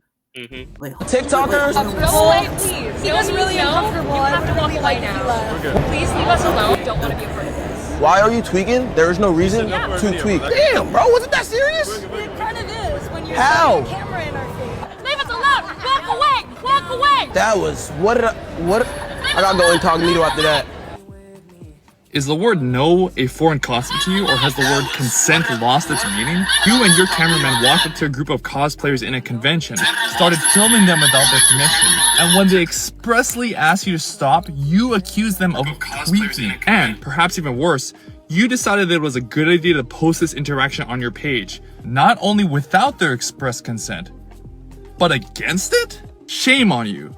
What you call tweaking, I call an attempt to preserve their own safe space from people who profit from intruding on it. Like you. You are teaching your viewers that it is okay to film, post, and shame someone online when they ask you not to. To hear a person's wishes, acknowledge them, and then do whatever you want anyway, regardless of how your current or future actions might hurt them. You are promoting an unsafe environment for I'm sorry cosplayers for laughing, by and the way. I'm just egotistically thinking about that exploiting scene I their just told you. discomfort for your own gain. You are, in a word, choosing callousness over kindness. And you need to be better. Right now, as far as I'm concerned, you deserve none of the influence that you have.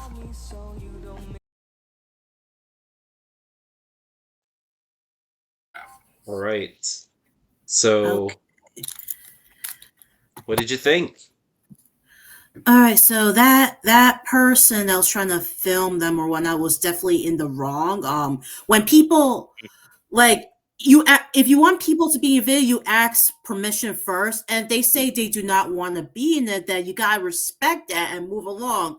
Don't just put the camera on their face for like your content stuff, because that's disrespectful and is like dangerous and stuff, like because people did not, because consent is everything. Like you should always get people's consent no matter what. Like it was so, what that person did was so disrespectful. And I love that Arab cosplayer like barked at him. I'm like, yes, because he deserves that. Like Go I would away, go away. too. Mhm.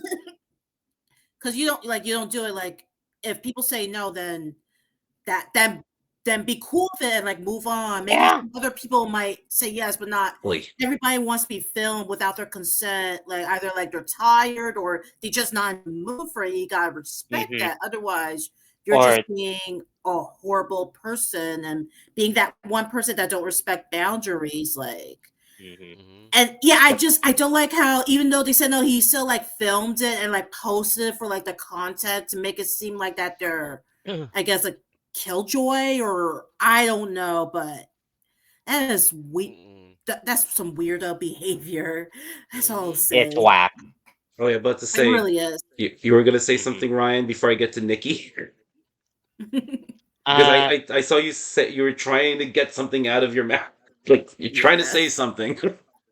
well, I was actually gonna add on to you, Megu, that you were Mhm. saying like they didn't know about personal space or the person's tired, or maybe they're just doing something where they don't want you to interfere with it. Mm-hmm. Right. Yeah. Mhm. Right. Oh yeah. Go ahead, Nikki. Yep. Okay. All right, Nikki. Okay, first and foremost, I do apologize. I think the cuffs are like slowly creeping up on me, so that's why I had to go grab a cough drop. So It's if okay. I like try to clear my throat or like I cough, just Mhm. to give you guys a heads up. So, now that we're like talking about this, we're talking about Whole Pete and DPiddy. I feel like it is their fault that the cosmic community has become like this in the first place. Of course, it started with DPiddy, and then years later, it's Mhm. Whole Pete, and here we are right now. We get that guy who is cosplaying as Diddy, trying to like film other people. And I think it also like breeds like more of these content creators trying to do something similar to what Holy Pete and D Pity did. And I think they're just like trying to get that same attention that got Holy Pete or D Pity famous in the first place. And it really annoys me because Mhm. when I cosplay, of course, like I'm a very chill person.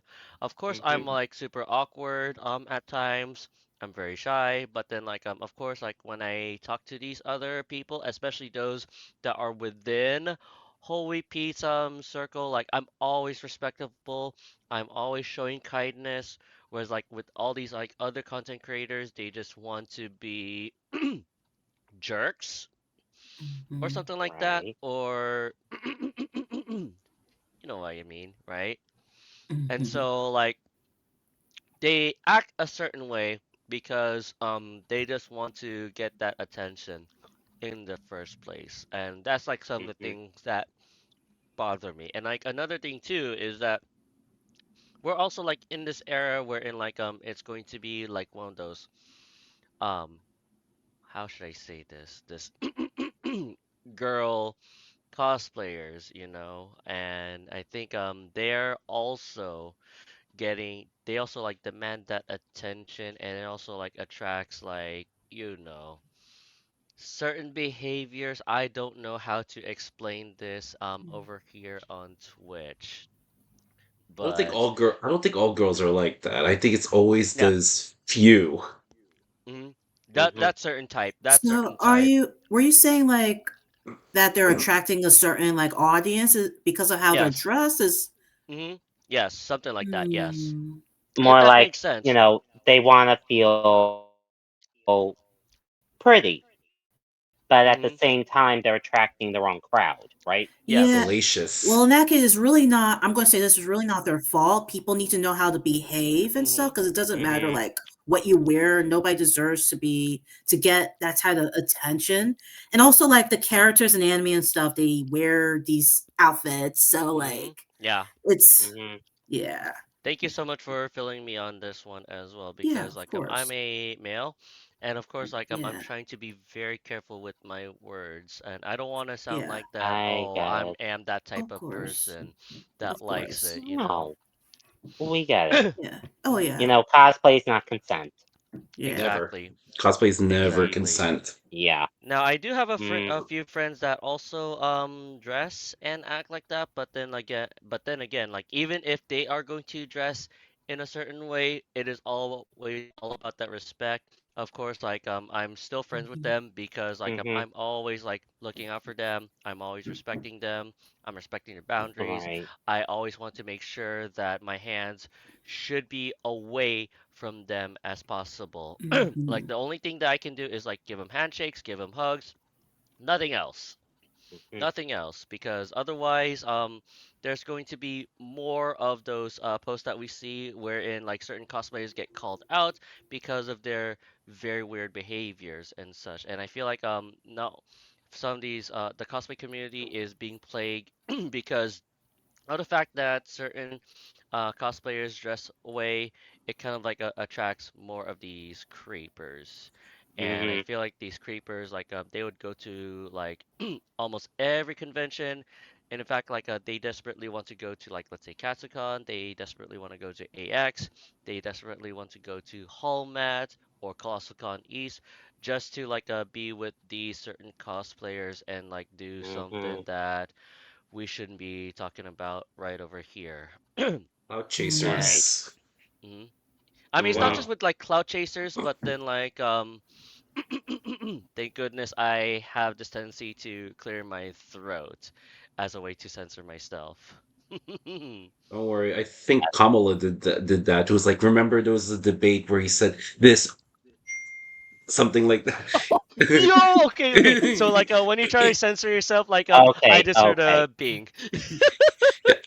mhm. Okay. Let's get back on topic Yeah, here. let's get back Okay. on topic. Yeah. So, But Yeah. but yes, but yes, I think we were actually like talking about it as well.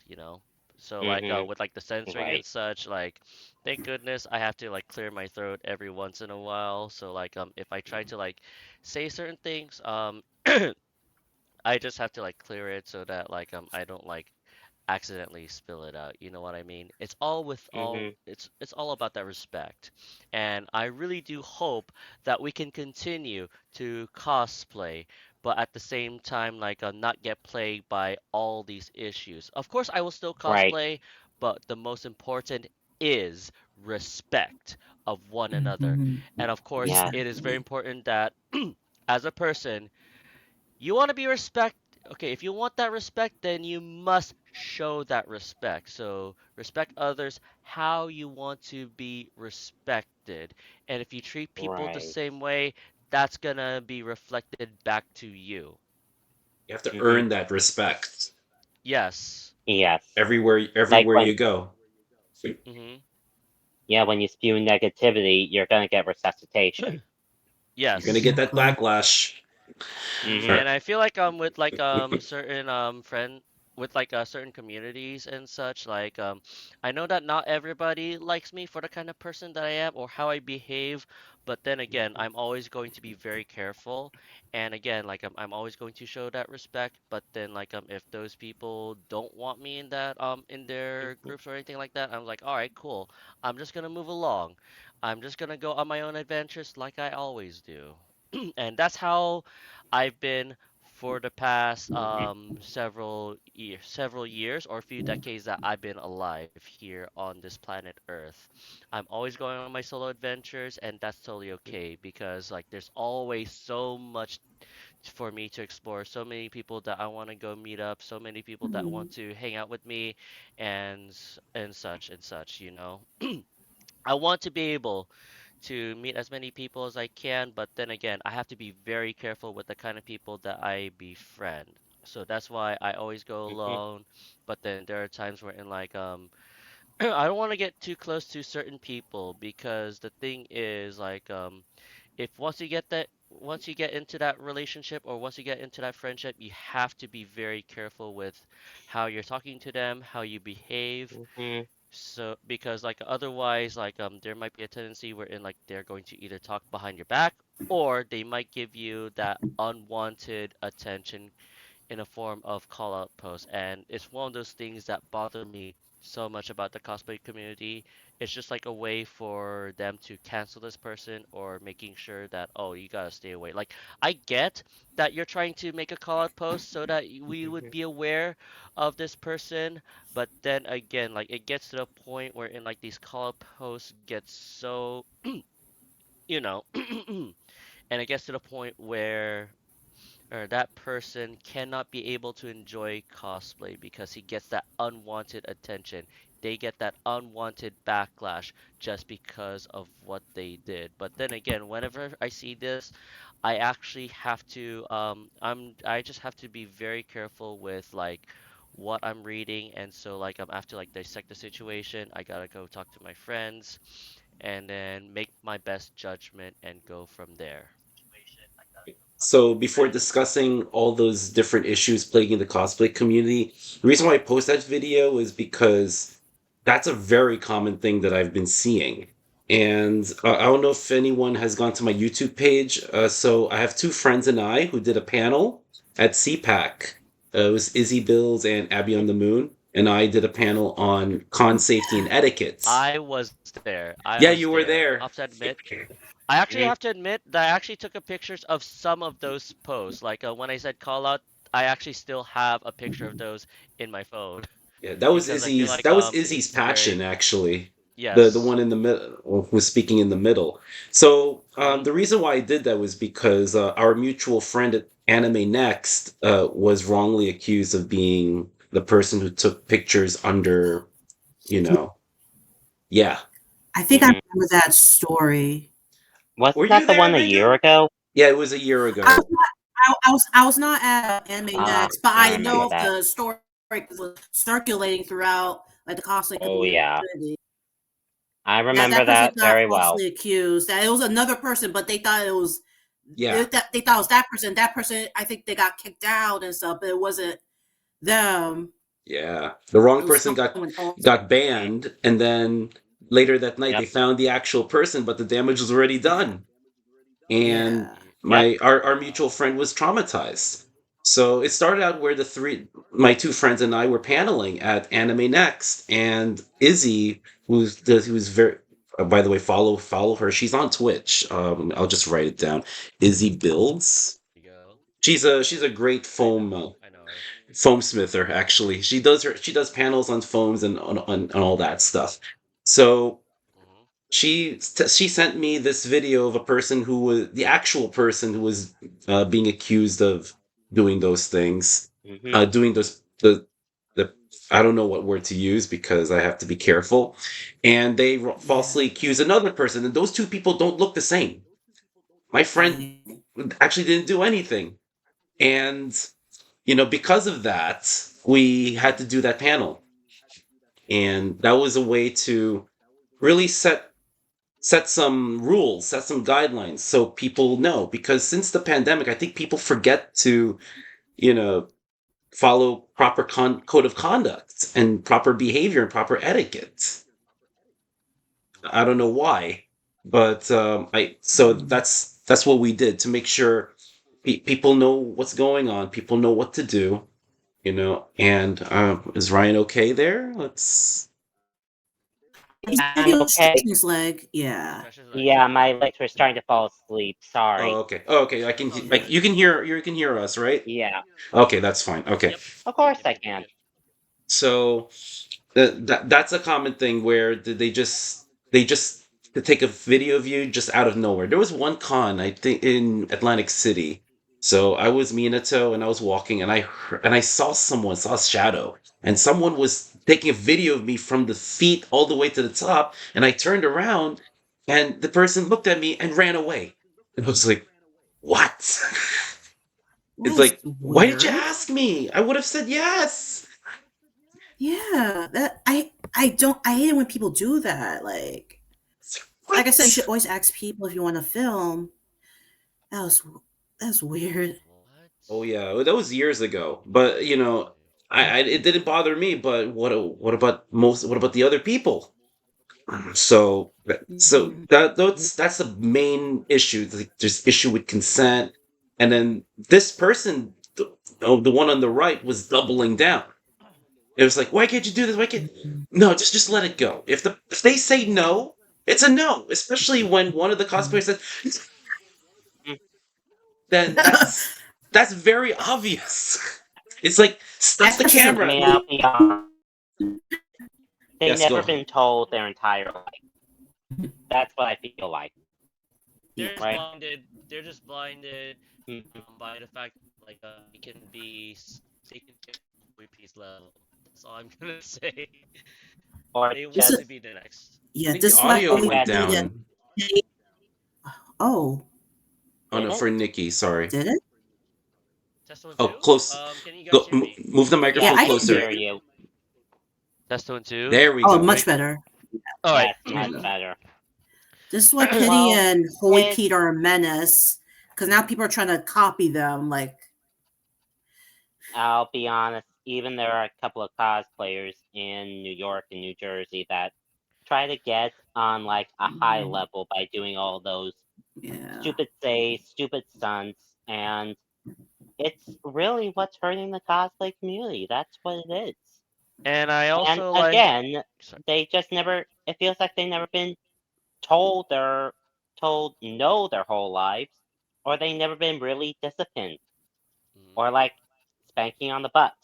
Not like, you know what I mean, just to Mhm. be disciplined, Rolling the dice. Yeah. right? They're just taking risks without knowing the potential consequences. Hmm. I'll have to Nikki, you admit want to say that. something? Yeah. I Yeah. You also want have to to say admit. something, Nikki? Yeah. Yeah. Yep. Okay. I was Yeah. gonna Go say ahead, bud. that. I'll have to also have to admit that I actually know a few friends over in the LA community, and then every time I get Hmm. into a phone call with a few of these LA cosplayers, they're always telling me that there's always something wrong with the LA cosplay community. And I feel like they're also influenced by Holy Pete, but then again they also have other issues as to Hmm. why they feel a certain way because you couldn't meet a specific person. You couldn't Hmm. be able to get photo shoots with that specific cosplayer, or you couldn't be able to get your plans together and such. And of course they're of course I love that how they're still having fun and such, but then the thing is they just want to get to that specific level of what Holy Pete or DPiddy have set down and why and such, but then I'm always hearing a lot of drama, a lot of issues that kind of plague that specific community apart from each Hmm. other.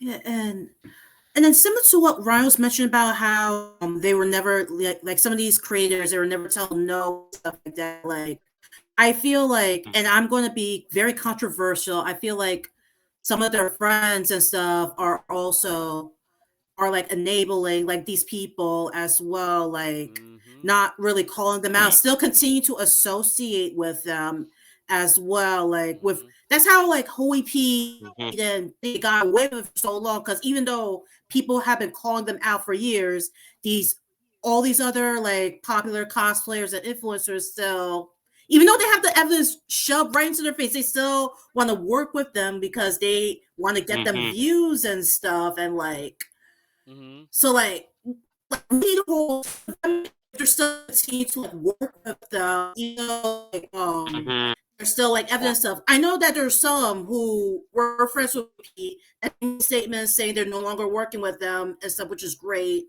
That they're no Mhm. longer, associated. That they're taking down their videos that they had with them, which I'm glad. But like, why did it have to wait until it got to this point though? Like, I'm sure they have their reasons for continuing, but at the same time too is like like the thing with Holy P and like Pity is not new. Like, just been, especially with Holy P, just been so much evidence. People made videos, people have spoke up, but they still decide to like continue work with it. And I'm sure behind the scenes they do tell Holy P that to like knock it off, to tell him that what he's doing is wrong, and he probably doesn't listen. But I Mhm. feel like at that point, if they're not listening, then why continue to associate? And I'm sure some of them made the excuse of like that, since they're working for Holy Pete, they want those views and stuff. But like, why would you want views working with such a person like that? Where's your moral? Like, Mhm. don't you have like any morality to you? Like Standards. I don't know. Maybe I'm different because I do not care about fame and all that stuff. But like, I think Yeah. we can all agree on that. We're not into Mhm. fame. I yeah, mean, we have morals, but there's a difference when they're put into a position like, do I choose yeah, morals or do I choose the numbers? yeah. And That's honestly, if they did something that extreme, I would have just chose morals. I'm getting out. I'm doing something else. That's Mhm. it. But I see it. Don't be. Yeah, yeah, I absolutely agree. Mhm. Like, Yep. I'm more into like the morals rather than like the numbers. Like, yeah, if I Mhm. care about the numbers, then it would make my brain hurts so much more. So that's why like I just post content, and then like I just tell people, okay, I just posted something, and then like Mhm. I just like leave it there, because the thing about your profile, it is basically like your resume of mm, like Mhm. what kind of cosplays you've done over the years. So that's why like I want people to like acknowledge that yes, I did cosplay Uzui, I did cosplay David Martinez, cosplay Kazuha from Genshin Impact and Mhm. such. And I think we can just like go from there. But then like the thing is like I just don't really care too much about the yeah, numbers as I used to. Yeah, and when you also look at it too, when you actually have to go, and I'm actually adding this on to what Nikki said about how when you go online to your social media, it's your resume. It's also a Mhm. resume when you're going for a job interview yes, too. So Mhm. that you are promoted at work, and they look at your Instagram or your Facebook, they see that, and you're like, oh God, I'm screwed. Mhm. exactly. Mm. And They then see and my then one more thing dances. I want to Yeah, go ahead. yeah. Go And ahead, then like Megan. one more thing I want to say, like if you're planned on my stories, like if you're planning to like work with like cosplay for like contact to collab and stuff, then like you need to like research the person, like research, not only like their concept, but like how they are in the community, how they interact and whatnot. And like the thing with like Holy P, just with so much evidence of his shenanigans, and these people Mhm. still decide Mhm. to collaborate with these videos. And it's like, Oh. and then some of them when all this came out, they act all shocked, like this came out of nowhere. But it's like people been making videos about his Bruh. shenanigans for Mhm. years, and y'all still didn't care. Like Mhm. I'm like I said, I'm glad that now they're seeing it, they're opening their eyes. There's Mhm. some of them are stepping down, but like Mhm. I'm sorry, but I know I sound harsh as Go ahead. like this. But like if you're like the thing is like if you're like I mentioned, like I said, if you're trying to work with trying to make friends with, trying to work with like a cosplayer for like collabs and stuff, you need to research the person. Don't turn a blind eye when you see people have been calling them out, when you see people showing evidence of their pattern of behavior. Like, Mhm. I don't know. It's just so, I know it's like not black and white, but even still, like, yeah, that's what I gotta say. I mean, what you said is very All right. Yeah, clear. I actually honestly though, like I agree with Megu's statement because like with the girl cosplayers that I met online via TikTok, and eventually we became mutuals on IG. Mm-hmm. Some of them actually have collaborated with Holy Peep, but then Mhm. like when they meet me in real life, and that's what happened at CatchCon and Mm-hmm. Anime NYC, they see that like I'm a more genuine person compared to Holy Pete. And you are though, by the way. Yeah, Yes. you are Yeah. though. If you need someone if you need someone who's actually an awesome person, Dolo Runner, everybody. Yes. He's actually Mm-hmm. Yes. genuine. Yeah. And he's actually funny. He's actually hilarious, and he's a great person. So no holy I'm people. kind of Oh, cringy. I'm kind of cringy. Yo, I'm actually like a kind of cringy as well. But then like the thing is like Mm-hmm. I'm more genuine yeah. because like I want to be able to again like I want to research this person, and apparently though Mm-hmm. like I'm still gonna give that respect. But then like when we meet in real life that actually happened at Kazucon, and I think I'm at Anime NYC, like I hang out with them. But then again like it's all about the respect, and then like I have to like Mm-hmm. show the kind of person that I am, because like if they see that like I could be like a totally different person, or like I'm trying to take advantage, they would know, and they're gonna call me out for that. But then luckily that hasn't happened because Mm, it's all about that respect. Like even though they dress a certain Right. way, you still gotta respect them. Yeah. That's why you're Mm-hmm. my Twitch Yeah. mod, one of my And Twitch mods. Go ahead, Ryan. yay. yeah, and I will add on to this from what Nick's own experience was. But with my experience, it also came to like when you're actually a cosplayer in the community, you also attract photographers as well. And Mhm. some of them will want to create content with you. You want to hire them. Mhm. And I was just an inexperienced cosplayer. I was just naive and trusting. But Mm, I also tried to keep my distance because I have my own life outside cosplay. And when I right. hired this certain photographer that I've only known 2 years, he made more demands than me. And I was just paying him hundreds of dollars for photos that I did not see in months to a year. Mm, And there were times when I was going somewhere in the city or in Brooklyn, he would say, "Yo, come pick me up." And mm, it was like, "You live in the city, I live here in Staten Island. Why don't you take the train to your destination?" And like the fool that I was, the gullible fool I was, I decided to pick him up. But the final mm, straw came this past spring when he really dropped the ball with me. And I'm just leaving it at that. I have not Mhm. spoken to him since then. Mhm. mm. Yeah. Wow. Yeah. Yeah. So in this topic, we're talking about what are the issues plaguing the cosplay community. I think all of you have brought up a lot. Hmm. So Mhm. it could come from, Hmm.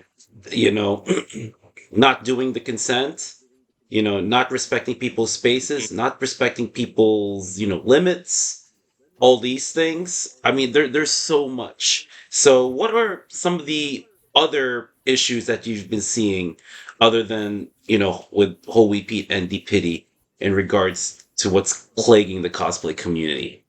Who wants to start?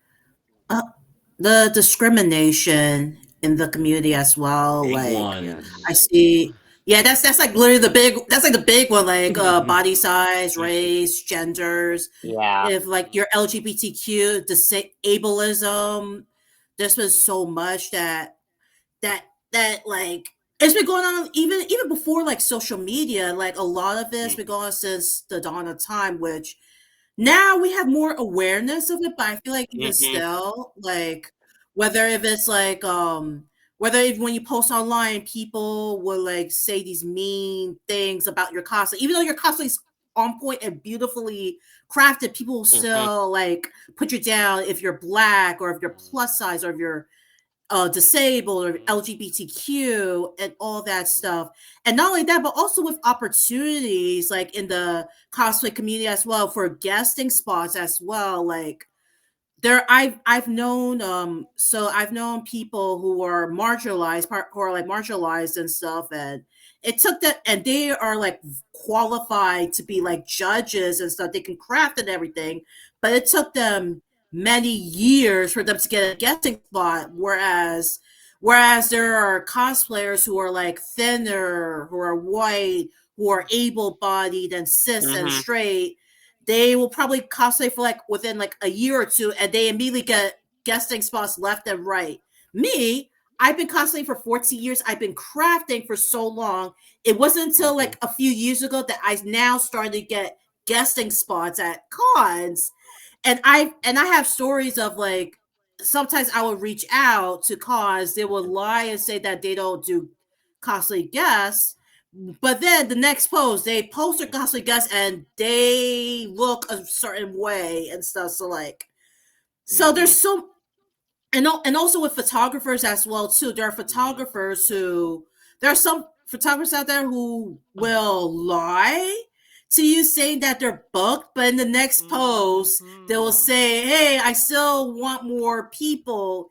And like, if you're trying to make a business, like, I get they want to shoot like whoever they want, but if you're trying to make a business like selling your work, trying to have people pay you to like work with you, then you cannot be discriminating against people. That's like illegal right there if you're trying to make a business out of it.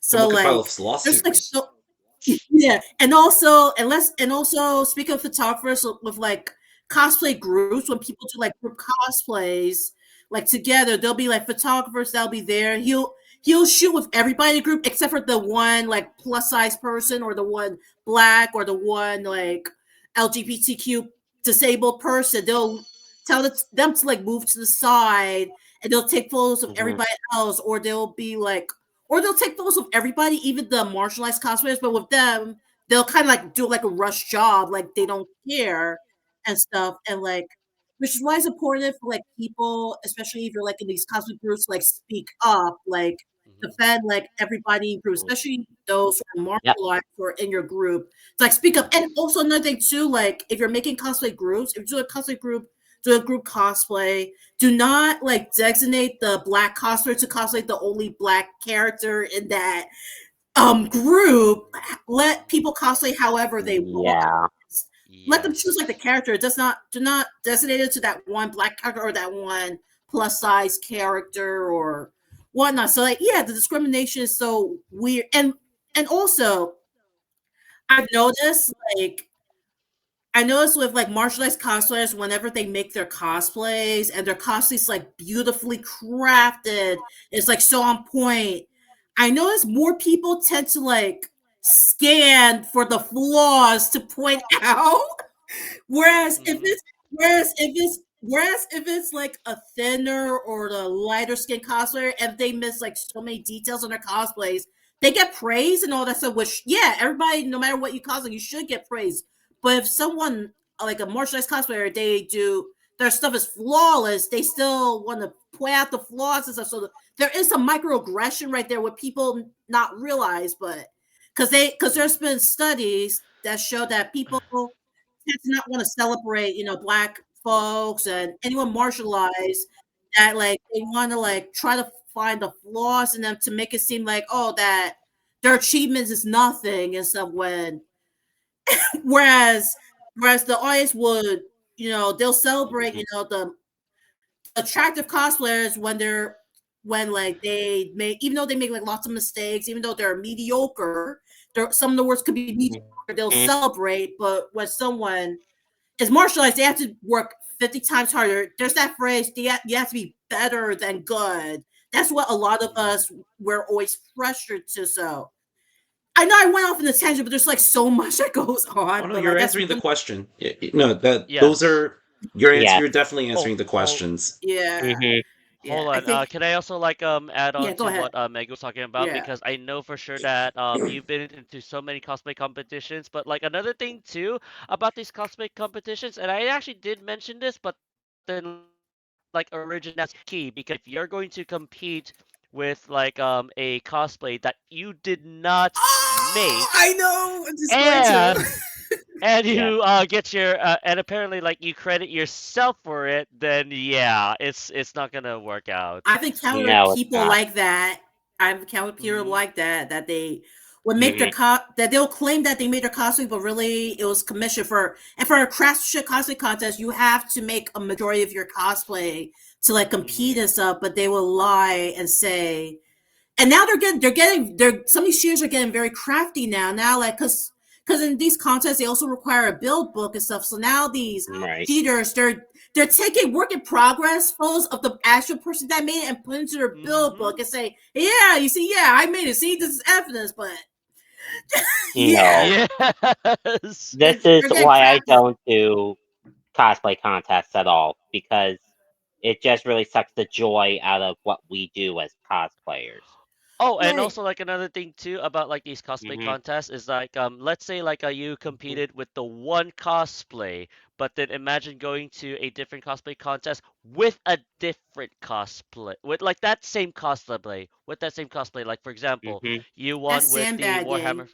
Yes, with Hmm. Warhammer 40,000, you go to a cosplay contest in Anime NYC, and then you go to let's say Hallmat, and then you compete with that same Warhammer 40K cosplay, right?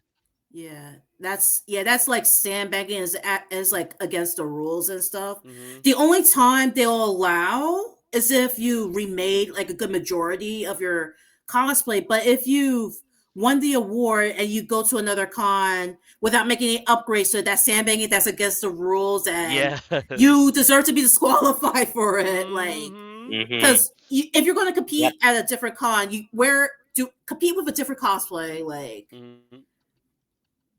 and also Hmm. the only time if it's acceptable is if like if you won like a minor, also if you won like a minor award, like a judge choice, and decide to compete with the same cosplay again, that's okay. But if it's like a award, you won like first place or something, you decided to go to another con without doing any upgrades, and that's sandbagging, cheating, and you need to be disqualified for So that. Yeah. Yeah. so for example, you cosplay the Mandalorian, and apparently you didn't win, but then all of a sudden you want to tweak it up just a little bit, like you added different details and such, and then you compete. So is that okay? Yeah, like you're saying if it's like when or Let's say for example, Anime NYC in August, mhm. right? So you cosplay as a Mandalorian, and then you didn't win, but then apparently though you go back to your workshop, and then you make some tweaks to it, you make some Yeah. improvements, you make it a little bit different, Hmm. and then you compete at New York Comic Con. Yeah, that's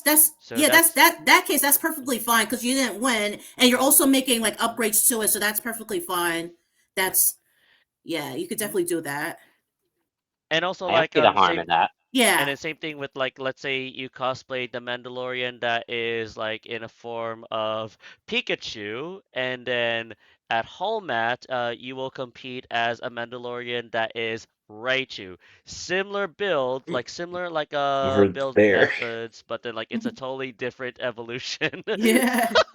Yeah, Yeah, it's yeah, right that's there. perfectly fine too because those are technically two Yeah, different I'm speaking of cosplays, right so too. that's oh, that's Yes. so cute, Raichu. Yeah, that's Yep. Thank perfectly you. fine. It's two different cosplays. Hmm. Yep. Hmm. This is the There Pikachu you then the go. Raichu. Yeah. Yes. Yep. All right, I Ryan. mean, it's gonna mention Hololive, Oh, sorry. but Go Yeah. ahead, yes, Yep. go Nikki. ahead. Sorry.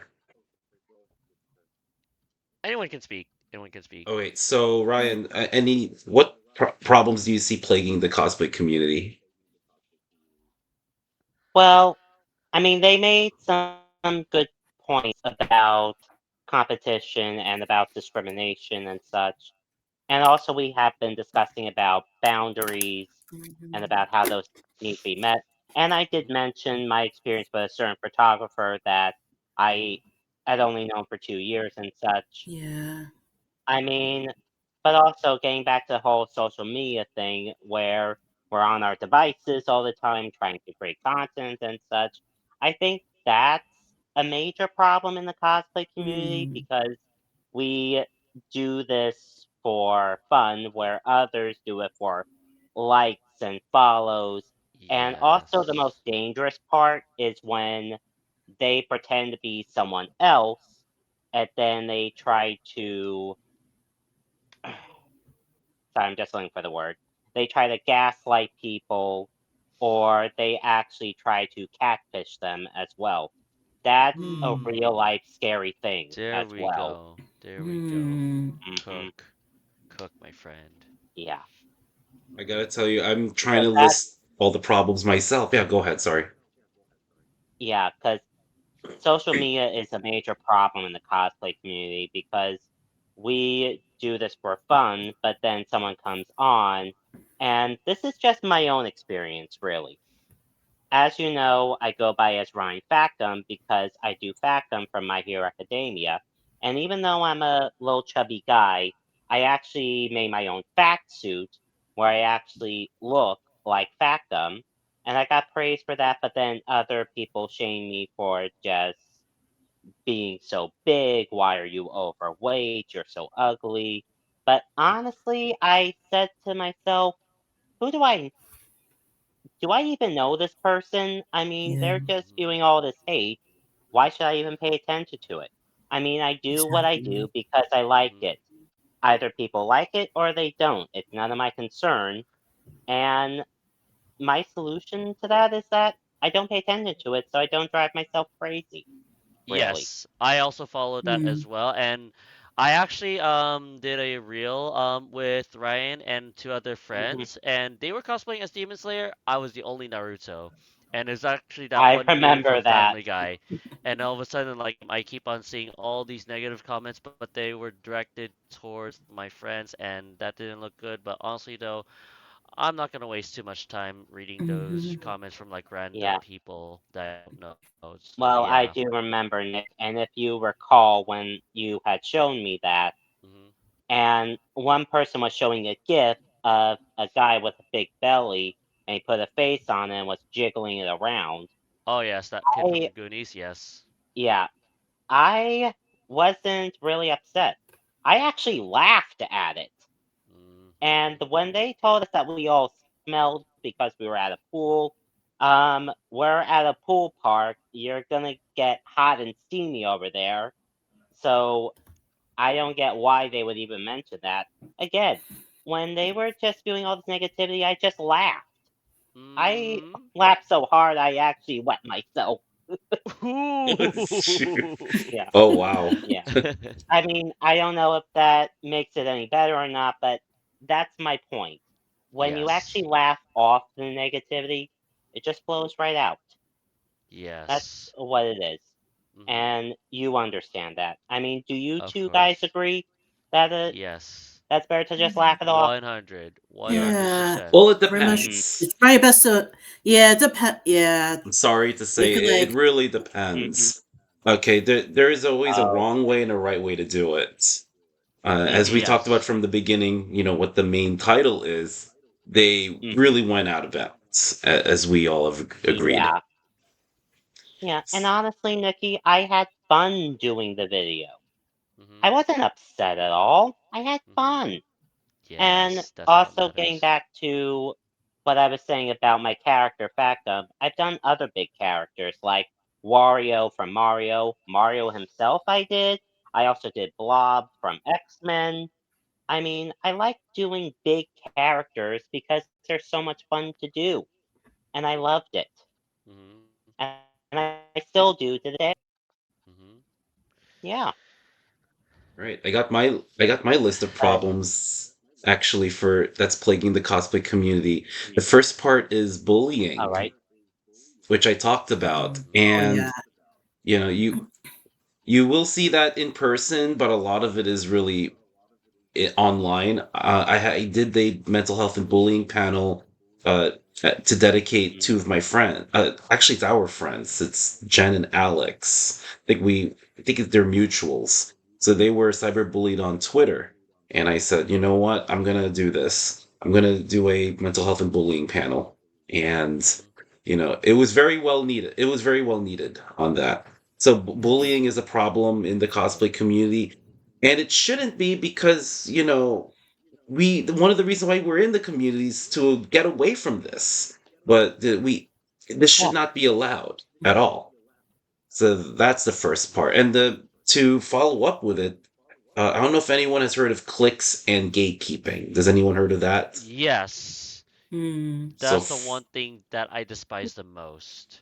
So Clicks, there are gatekeeping. people where you're not gonna know every single anime. You're not gonna know like even in an anime, you're not gonna know every single thing. I love My Hero Academia. I don't know every single character. I enjoy it. I know the characters who I cosplay. That doesn't Hmm. mean that you're Right. not a real fan. That doesn't mean you're not a fan at Mhm. all. Unless, of course, you don't like that Exactly. anime. Then No. you're not a fan. Exactly. Yeah, I exactly. mean, even in Yu-Gi-Oh, I'm a big fan of it too. Been since I was a kid, and even I don't know off the characters off the top of my head. Yeah. Exactly. I only know the first two seasons, but even that, I struggled on the GX part because I don't know everyone in GX, but I know the original one. And there are some Mhm. people where they'll stick to the original. They'll say, "Oh, you're not a really Yu-Gi-Oh fan if you don't know the whole thing." Like everyone's a fan if you like a little bit of it. Yeah. If And you Yes. I don't, Yeah. and yeah, go ahead, Megan. yeah, and I notice a lot of it is like misogyny. They tend to do it towards women and them presenting like cosplayers that we that like we'll be cosplaying from a series or a video game, and then some guys will come in and they'll try to quiz us, be like, "Oh, you're a Dragon Ball Z fan? Tell me, how many Oh hairs the man. Goku has in his armpits?" or some ridiculous What? stuff, like Yes. because the whole thing of like how women aren't like true nerds or fans, or and that we're just doing it to get male attention. I'm like, excuse you, like I'm not even attracted to males, so what are you talking about? Yeah. I only like fictional males, so like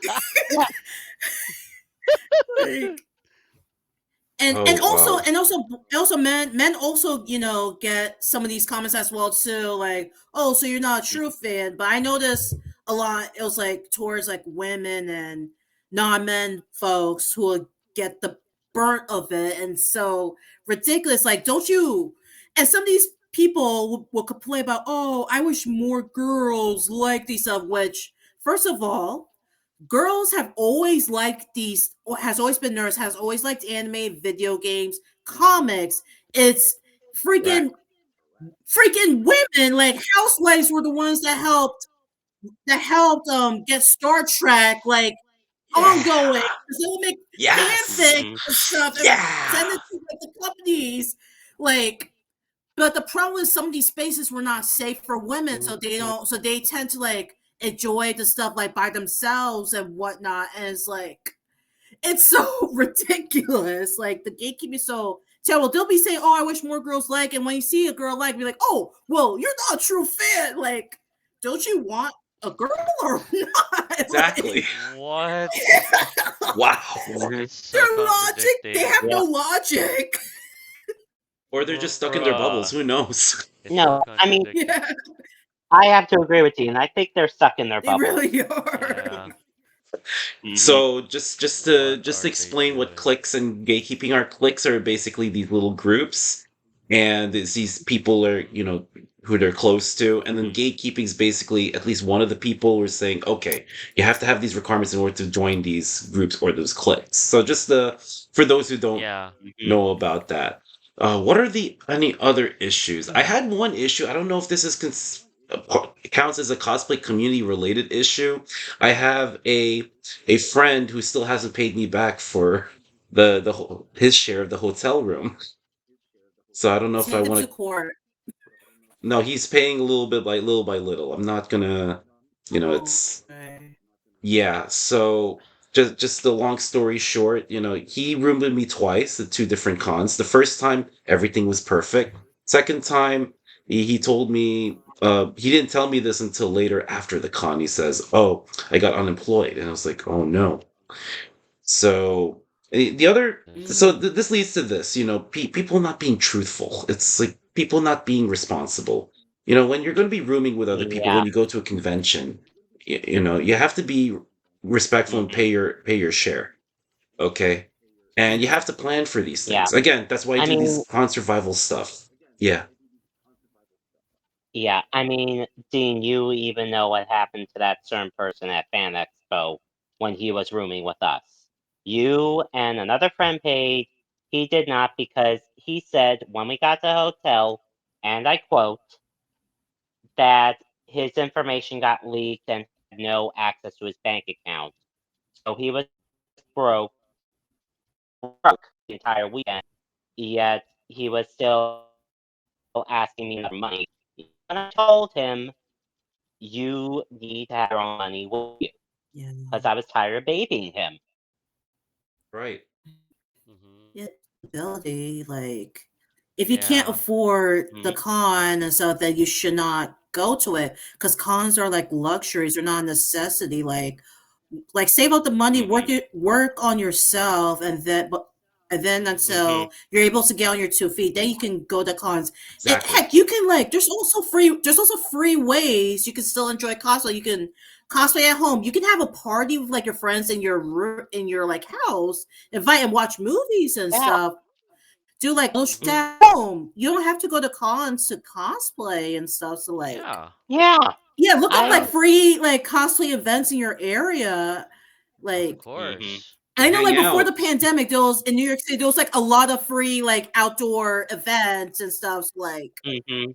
yeah, there's Right. you don't have to spend a bank to like cosplay. You can do closet cosplay as Hmm. well. You don't need to My buy every favorite. single yeah, closet cosplay is like really great. Like you don't need to buy like every single cosplay that drops or whatnot. Like some people are being very like irresponsible. It's like Mhm. and it's affecting like all other people as well, especially if you like rooming with them and you're not paying your end of the hotel and stuff. Like nah, Mhm. nah, you're going to be kicked Mhm. out. Like if you do that, you're Yeah. getting kicked out.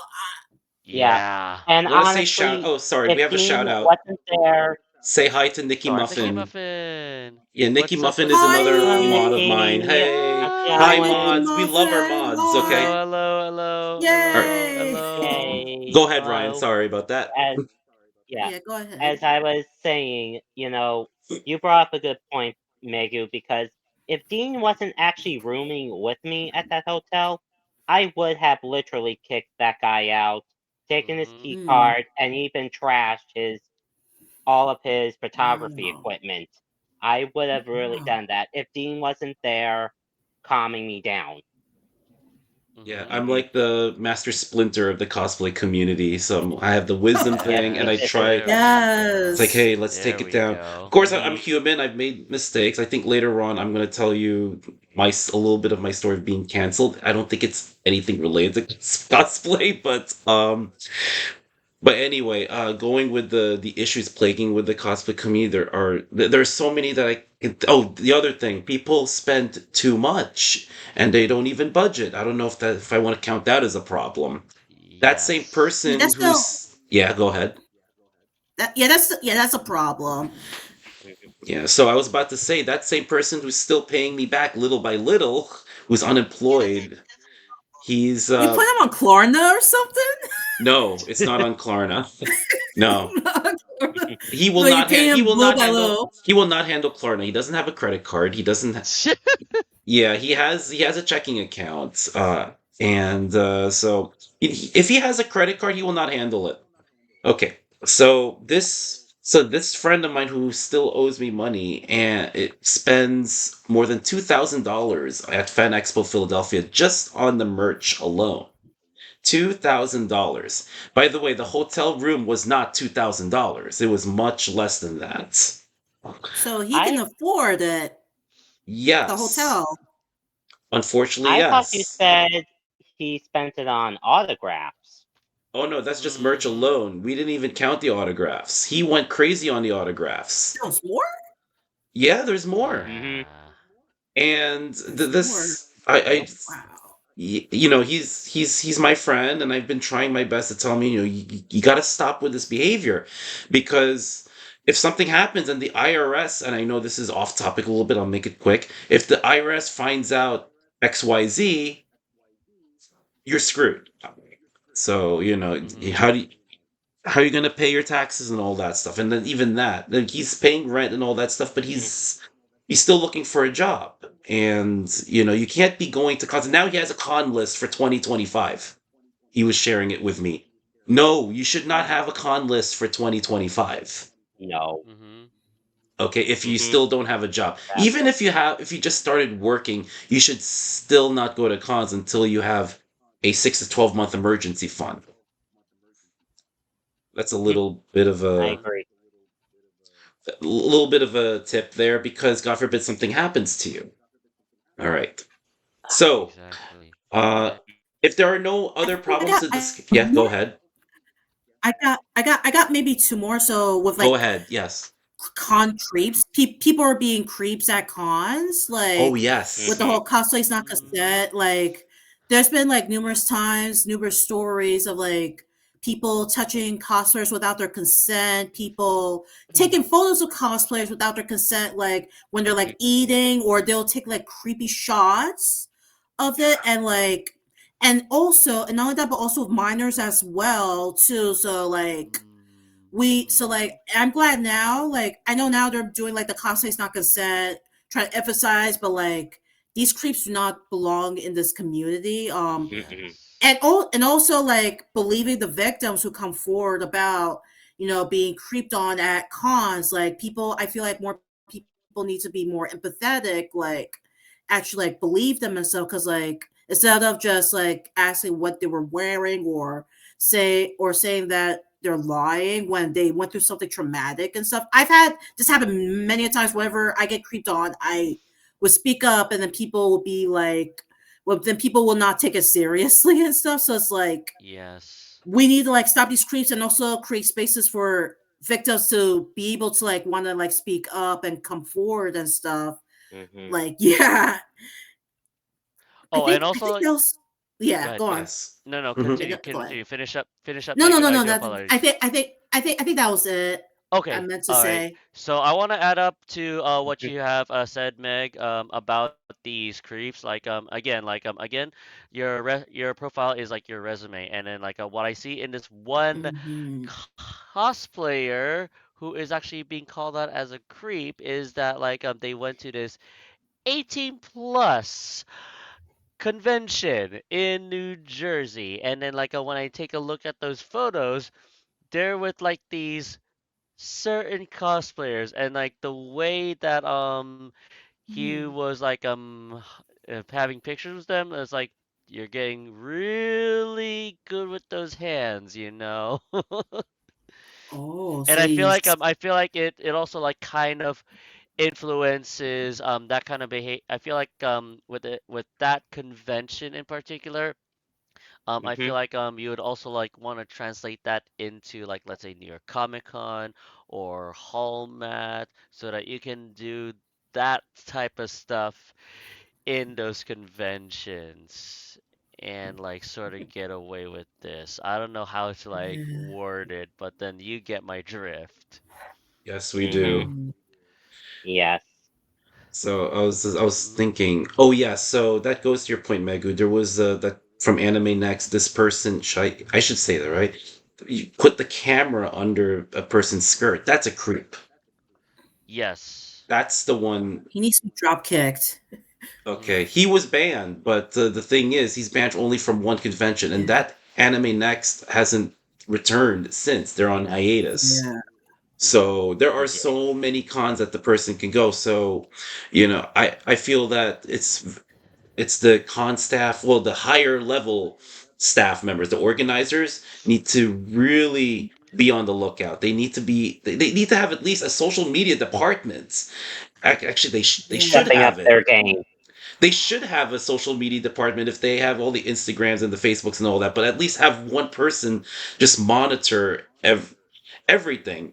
Just when Uh-huh. it comes to cosplayers and all that stuff, creeps and all that, trying to get like a feed, a continuous feed of people who are creeps and all that, so they can start banning.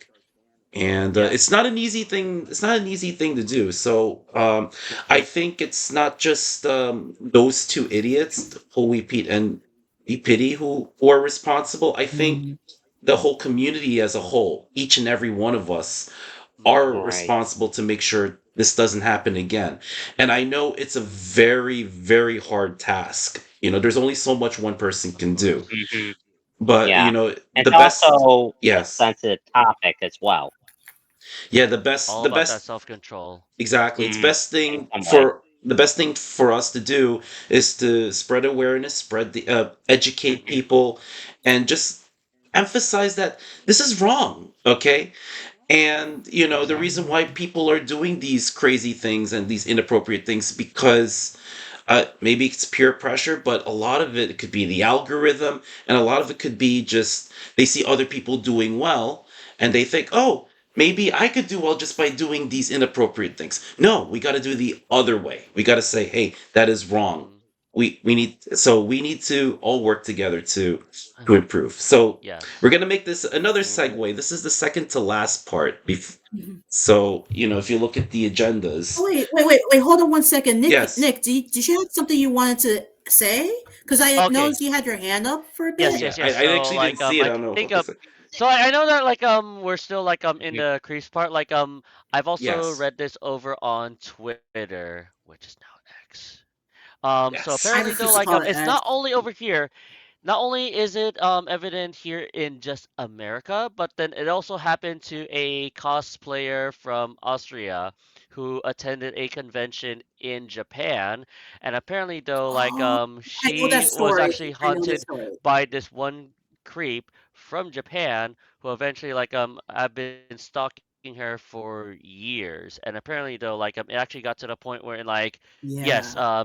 she just like grabbed her from behind and she was like screaming for help. She was calling the local police in that area and identify him as like a creep and like get him arrested and such. So it could actually happen Hmm. anywhere. It's not just here in America, but Hmm. like literally anywhere, especially in Yeah. Japan. Right. So as you Yeah, said, it's I remember that story. an Austrian cosplayer in Japan, right? An Austrian, Or yes, an Austrian Australian. cosplayer from Japan. Hmm. Hmm. Austria, Austria. Austria. Austria. Okay. All right. Like they're from Misunderstood. Austria. Austria, but Mhm. they're from Austria, but they were also like living in Japan Ah. for some time Yes. too. Yeah. Mhm. Hmm. Yep. Wow. I actually did not hear about that. I was Yes. actually trying to see if I have any information about it. This was like this was like months ago. Oh This was like wow. months ago. Yeah. Mhm. Yeah. I It's think it was not like in in just the August that this U.S. happened. Yeah. Still pretty Mhm. So see, it's recent. still like happening. Yeah, it's very recent. I mean, if Hmm. one thing is reported, there's probably hundreds of other reports that are just not, well, not reports, but there are hundreds of other cases that are not reported. So it's very Mhm. important that people speak up. Right. Exactly. Very important because that not only Yes. raises awareness, it just tells other people like, hey, it's wrong, and then it would actually it will have a negative feedback on that behavior by saying maybe I should not be doing this kind of Yep. action. Maybe I should think Hmm. about it more. All right, so Yeah. ready for the Hmm. segue? Ready to segue to the next part? Yeah. So the next part, Yeah. Segway. yeah, Yeah. segue to the solutions. And doesn't have to be in order. What are some of the things that us cosplayers in the cosplay community can do to help improve the cosplay community as well as to to show the cosplayers, hey, you know, this is the right thing to do. How do you do this? Anyone can start. Mhm. You want me to start this one? I would Mhm. say, Oh, go ahead, Megan. Sorry.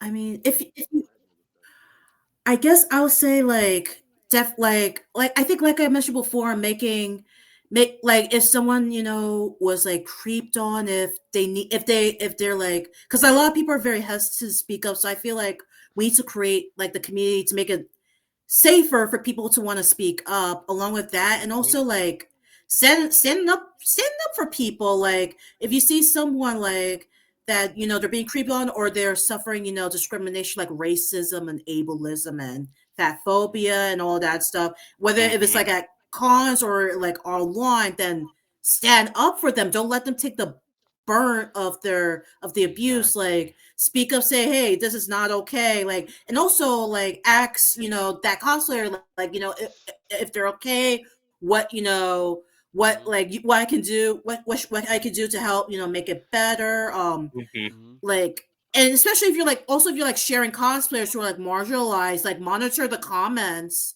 to make sure Mhm. that the comments are like friendly, and make sure that they're safe, because we also see those comments as well Mhm. too. And like, and definitely, speak up, speak, like I said, like speak up, spread awareness, Mhm. and and because cosplay is all about, just having fun. It's not that serious. Like, Yes. Mhm. don't be that person that want to like be negative and stuff. Like, choose your friends wisely, Mhm.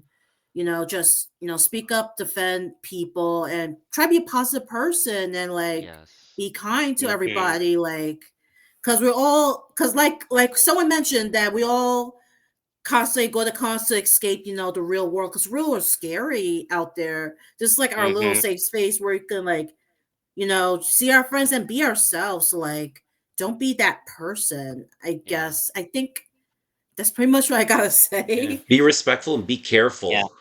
Yes. Yeah. Yeah. And I know for And sure. Okay, I do apologize. I would like to you add go that. ahead, Nick. Yes. So again, like I know that Meg and everybody else has talked about this, and I also might have like talked about it like a few hours ago. But again, it always has to start with you. It always starts with your attitude. It always starts with Mhm. like how you step into that convention and interact with those people.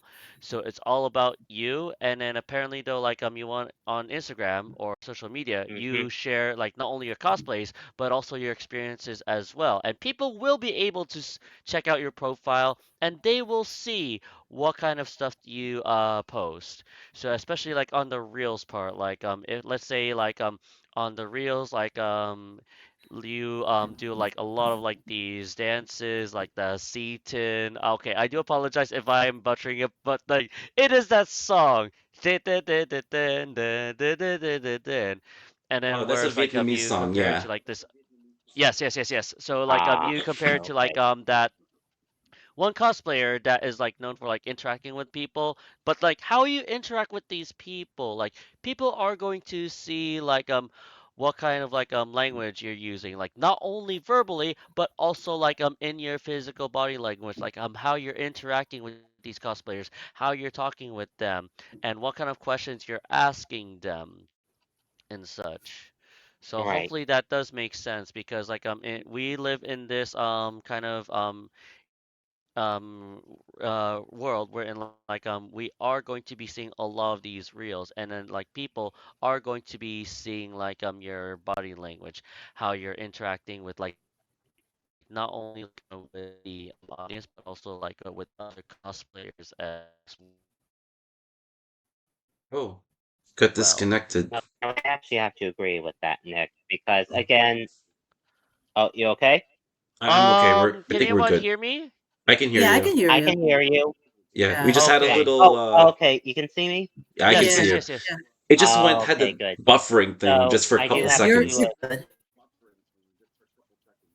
I do have to agree with Nick. Your body language does show more because I always live by that rule. Mhm. Actions speak louder than words, and that Mhm. can speak volumes. Mhm. So, also, I just wanted to say about what you said about Megu about choose your friends wisely, because I always emphasize as well use the buddy Mhm. system when you're going Yes. not just to conventions, but other Mhm. events, or if you're going out to Yes. eat, or you're going shopping, because you never know who's going to be out there. And it's okay to interact with Yes. somebody, but if you're starting to get like this sickening feeling in your stomach, then you just need to distance yourself. Yes. 'Cause just like what I said about this photographer of mine, I didn't want him to room with us, to be honest with you. But I Mhm. decided to be the good person, give them the benefit of the doubt. And here's the thing, too. When you're going to a hotel or you're going to conventions, you do need to set rules.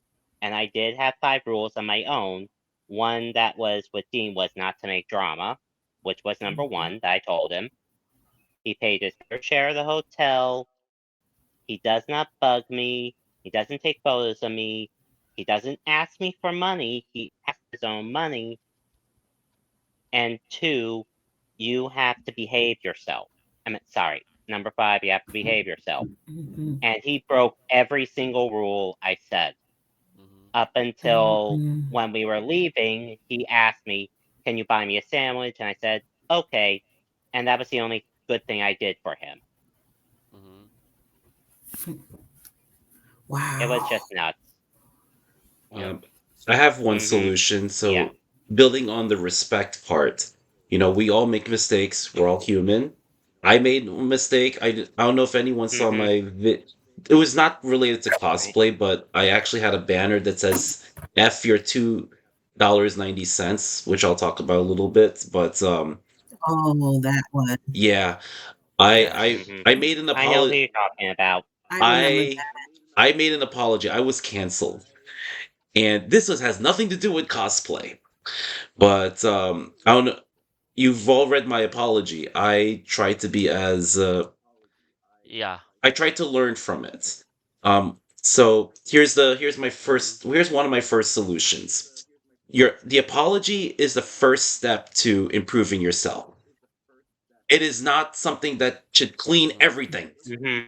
Okay, that's what I'm noticing with a lot of these really popular cosplayers. They think, oh, I'll just apologize and then they'll forget about it. No, no one's gonna forget about it. If you still keep it in your social media Mm-mm. profiles, it's there forever until you delete it or until the company folds, so to speak. Mm-hmm. So that's the thing. Yep. When you Right. apologize, don't apologize for the sake of apologizing, as we talked about earlier in this episode. All right, you have to come up with what you're gonna Right. do. Okay, what you learned from this. How can you improve what you're gonna do next? And that's what I did when I screwed up at my one of my rail reports when I when I did that. I said, I'm very sorry. I did not know there was a lot behind that $2.90 fare, and and I will advocate for those who are struggling, and on all that stuff. I said, I'll be a better person. I'll be Yes. a better advocate, and I will be more mindful Yes. of of other people, and listen more. So that's one solution. The second solution is I don't believe in canceling people. I really don't. The reason why I don't believe in Mm-hmm. canceling people is Oh. because it just builds a wall just like this, bang, like that, and then there's no growth. How is the person going to grow? So I said this last week at the one of my panels at DerpyCon. Instead of canceling, you call out. All right, as call out meaning that, hey, you just point out, hey, you did something wrong. You know that's not right. But in addition to calling out, it's important to have conversations, like really deep conversations. And the reason why it's important to have dark conversations like this one is so we can learn from and grow from this. And, you know, unlike canceling, when you Mm-hmm. call someone out and we have conversations, the person is not only responsible, but at least the person is being heard. The person who did the wrong thing and the person who is a victim, basically. Because as humans, it's natural for us Right. to feel valid, to feel heard. When we Yes. don't get that kind of need, people just go in a spiral and they cause even more problems, and then it spreads to other people. We don't want to do that. What we want to do is, The to cycle. communicate that, this is bad, and say, what can we do together to improve? And lastly, let's unite. But enough with the vitriol, enough with this division and all that stuff. Mm-hmm. Why did we join the cosplay community in the first place? Let's start with that. Let's find something that Mm-hmm. we have in common instead of just trying to find something that could divide us. Because when we have more in common, that makes the cosplay community stronger. When we respect each other and when we Yep. talk to each other and when we listen to each other, that makes us that makes us better people and hence makes the cosplay community stronger. Anyway, sorry for ranting about it, but Hmm. Great. that's how I feel about Mm. All that. good. All No, good. no, This is rant why this. away. You're Yep. I'm the you're moderator, saying but I making like some to be good points, respectful. okay? Hmm. And I'm Exactly. actually, Yes. well, you were making a good suggestion about cancel culture because Hmm. even I'm against that. I can say that we all can agree cancel culture has been causing a lot more rifts than actually healing. Yes. Because the thing about when you make a mistake, you try and learn from it and you try to do better. And sometimes when you do better, you're doing some healing for yourself and for the community that you also hurt. Hmm. Because if, yes, Megu? Okay. Mega All right. first. I just want to say something with the whole canceling. Mhm. I agree with it to a certain point.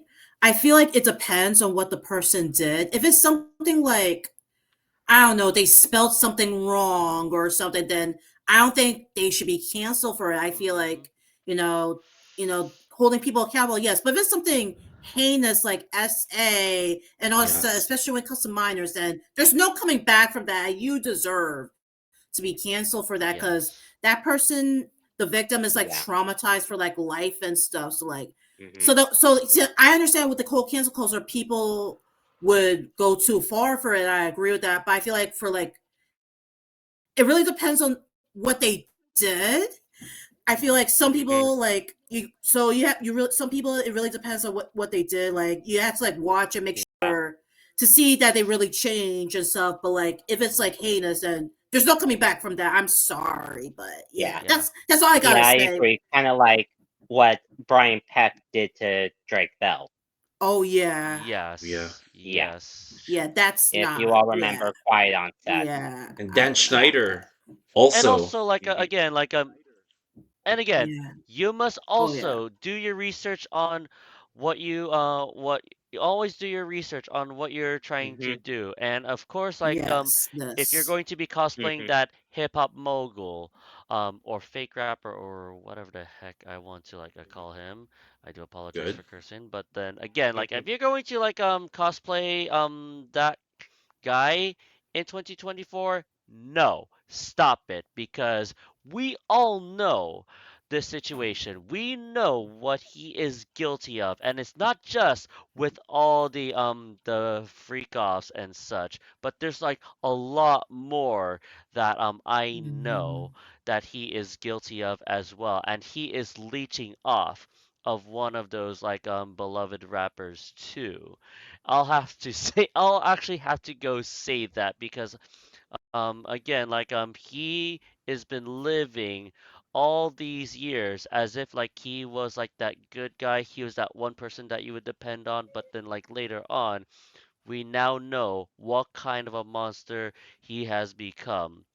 And I don't Yeah. think it is appropriate that that should be translated into cosplaying or even like a simple Hmm. Hmm. Halloween costume. But I feel like it's not just with the cosplay community, but we see in like a few Halloween costumes this year that there Hmm. are people that want to dress up as that mainly because it's just for fun. It's for whatever. But then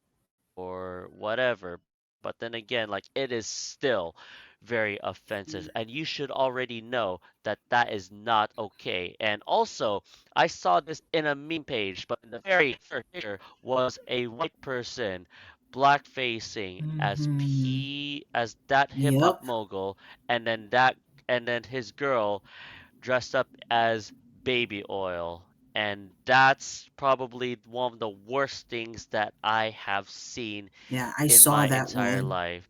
I'm It glad I is didn't see that. terrible. And that actually hasn't Either. happened in the Oh first my God. place. But a couple years ago, from a company that I used to work at, somebody got third place in a Halloween costume contest for portraying a real life serial killer, all because of that Netflix series, over Oh. my Tengen Uzui, and that was like the first time that I cosplayed Tengen Uzui. But then there's like that one person that says that, oh my god, I should have voted for you. But no, they actually like gave third place to that person that was portraying that real life serial killer, and I'm seeing these posts about it, and that's still not okay whatsoever. Again, do your research, and if you know that that is not in the right, then don't do it. No. Yeah, and like the Diddy stuff is like there was really no excuse because it was literally like all over and stuff like Nick was saying, like you should really like do the research, and because what he did is very heinous. Like the youngest victim was like 8 or 9 years old and stuff. That's how Mm-hmm. bad it was. And there's been throughout the years there's been bits and pieces to that people were suspecting, but when all this came out, like y'all should know better. Like Mm-hmm. Hmm. Yeah. The just And be honest, I the couldn't breath even came get through the out. first episode myself. Whoa. Wow. You see Ooh, my hands moving and That all that. is. indeed. I'm just 8. I just went 8? 8 years Yes. Right. old? yeah, Oh. Wow. Yes. Let that sink in. Yes. yeah, Mm-hmm. All Hey. right. yeah. Before we do another segue, any other solutions, any other tips to improving yourself and or improving the cosplay community? If not, we can go to the Good. next. All right. So we reached to the Yeah. final part. So Yeah. before we do our our social media handles, I want to hear some final thoughts. I'll be last in this case. Who wants to start giving their final thoughts? Okay. Ryan? Well, yes. I just want to say we did make some good points, and there was actually a lot here that I learned from all three of you as Mm-hmm. well. And then when it comes to like the DPiddy and the whole repeat, I mean, again, they made their bed, they can sleep in it. But at the same time, even though it was an outrageous act what they did, Mm-hmm. again, we should be careful with encountering them. But at the same time, we shouldn't be worried when we go to cons because all year long, I have been worried about running into the wrong people when I go to conventions. Yes. And it did feel like walking on eggshells, I'm not gonna lie. What was I gonna say when I encounter this person? Was I gonna get upset? Was I going to explode? Mm-hmm. And I haven't encountered those people at all. And it just felt like a wash off of my emotions. This big stress ball that I've been building up was finally relieved because Mm-hmm. I didn't encounter them, Mm-hmm. and I found solutions to ease my stress. And I've been saying "and" a lot. I'm so sorry.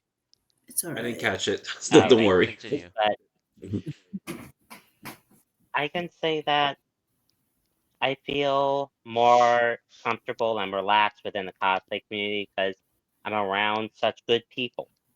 Mm-hmm. And again, emphasizing about the buddy system, always be with the people that you know, the people that you love, Mm-hmm. and your journey is going to be a fun ride. Their Yep. power in numbers. Hmm. Mhm. That, hmm, Yeah. yep, All agree. right. Who's next for their final thoughts? Do you want to go, Nick, or you want me, or? You can go ahead, Meg.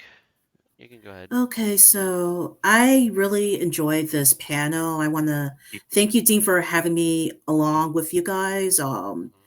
And I hope with what, the two knuckleheads did, that this will be a lesson to everybody to Mm-hmm. like not keep enabling toxic people to not only like speak up, but like stop enabling them and to do your research if you're going to collab with people, Mhm. to listen to victims and Mhm. to all the videos and stuff that show and see the evidence to like take a good look at them, choose your morals over numbers, Yep. Mhm.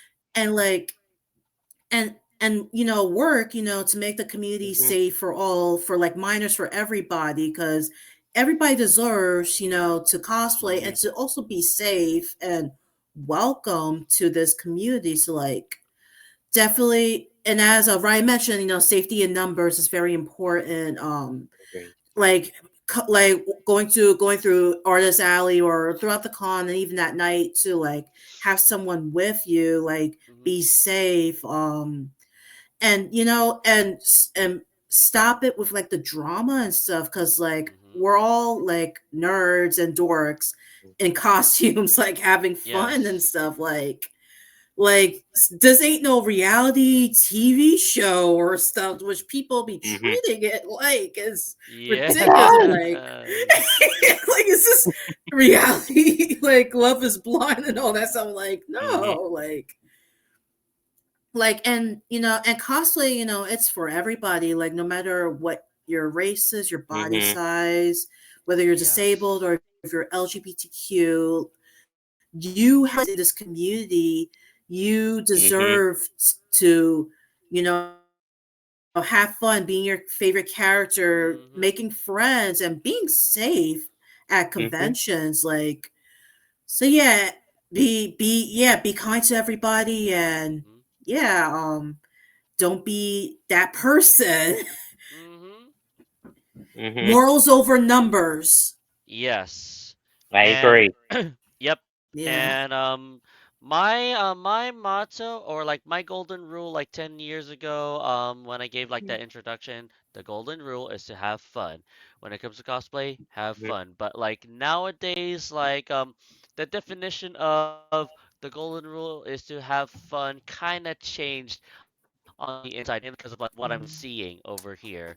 So if you're gonna cosplay just to have fun, then you must Mhm. define what you're having fun means to them. Like if it's just like going to these conventions, meeting all these other people, and of course showing that respect, and that's pretty much like how you have fun, then that's good. But then like if your kind of fun is like making these videos, Mhm. but going not respecting like these boundaries, or like doing all this silly nonsense that Holy Mhm. Pete has been doing, then no, that's not really going to cut it, because I feel like that's also going to influence that same kind behavior into others. And you saw with that one cosplayer that was harassing the Final Fantasy group, I feel like he was also like, and got influence from either Mhm. DPiddy, Holy Pete, or the Mhm. both of them to do this weird kind of content, and that's something that like I just want to stay away from for the most part. It's not just me, but like everybody else needs to know that that content is not going to fly whatsoever. Because the thing is, when you're going to have fun, you must also respect. And of course, you're always going to see this a lot. Cosplay is not consent. No means no. Mhm. It's all about respecting those boundaries. If you're Yes. going and if you're going to cosplay, and if of course like if you want to cosplay or go to these conventions, is all about giving that respect, because like the kind of interactions that you give to people kind of gives them an idea on who you are as a person, whether regardless whether it's through the words or with like the physical body language. Right. So, I Nikki, present. before I do my final thoughts, there's something you want to bring up. I think you spoke to me before the episode.